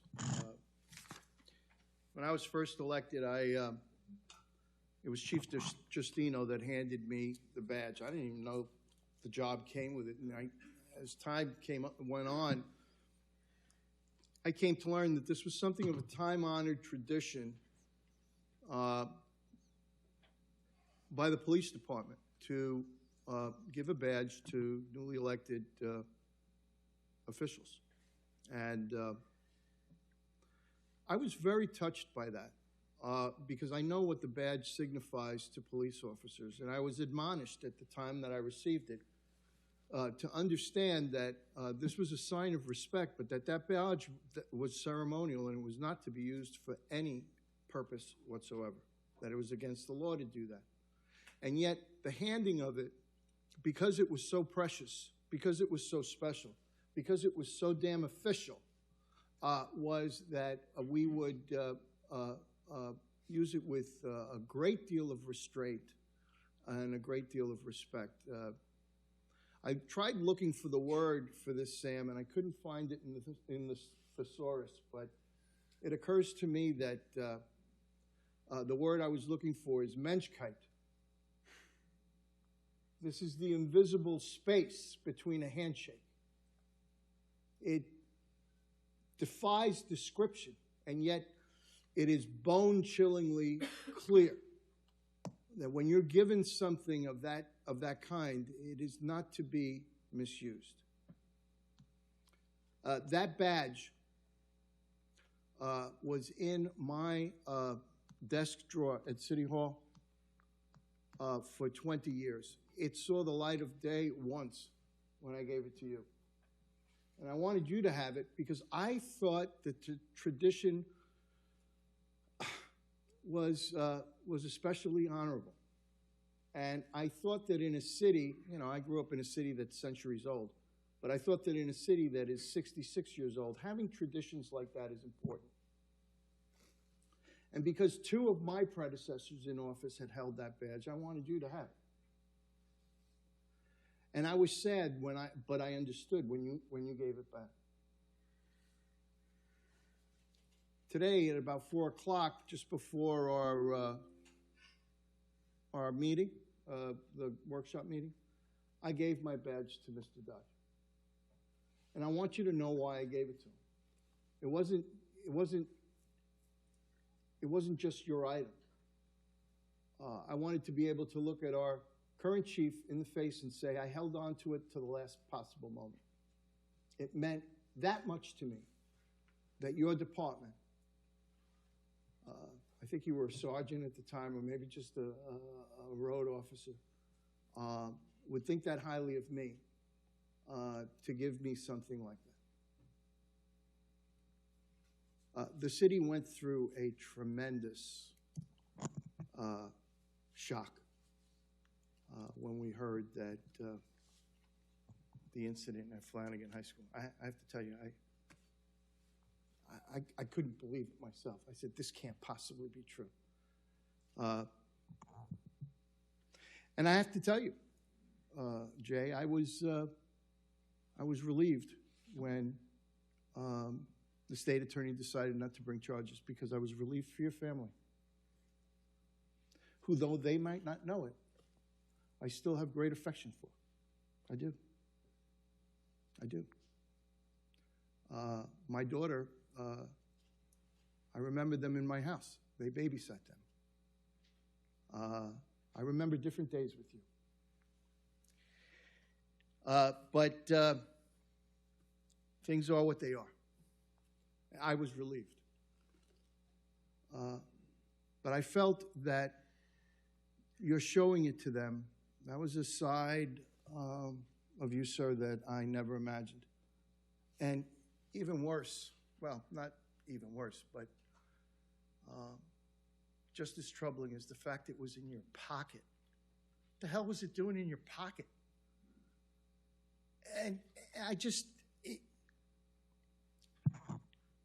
and that after this whole thing, there wasn't even so much as an apology to this day, as to that school, to those students, to these residents, for having put us through something that, frankly, marred the reputation of the city. And so I gave it back so that we could send the message loud and clear that that's just not how we do business here. And I hope to never discuss this again.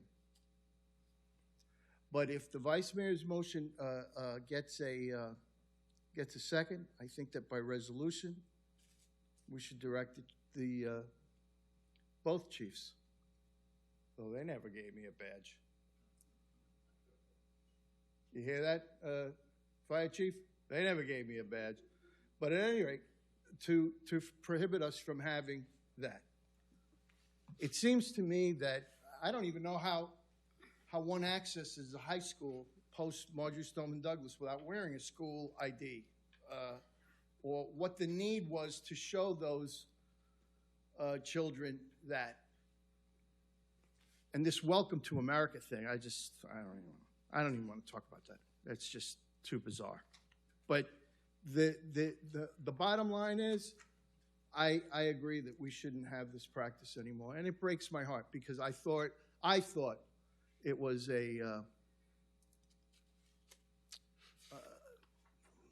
for me, having grown up in government, that it was a very touching thing.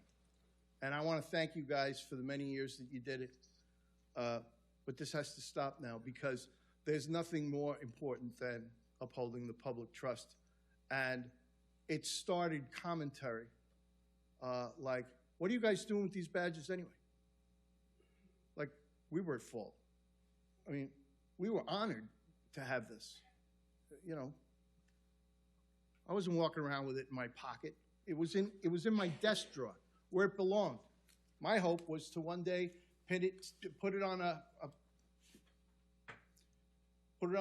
in a frame that might be handed down to a grandson or a granddaughter or whatever. You know what? I handed it back in. And I wanted you all to know I held it to the very last moment. Does anyone else have anything to say about this before there's a motion to ask for a resolution? I'll say that I think it's just a reminder that whatever we do inside, on social media, outside of this city hall, it does reflect on the rest of us. And I hope that we can keep that in mind. For the record, I never got a badge. Can't Nope. turn one in, never got one. At this point, never want one. Lucky you. Anything further? All right, you wish to make your motion? Mrs. Schwartz, please come forward. Your name and your address for the record, please.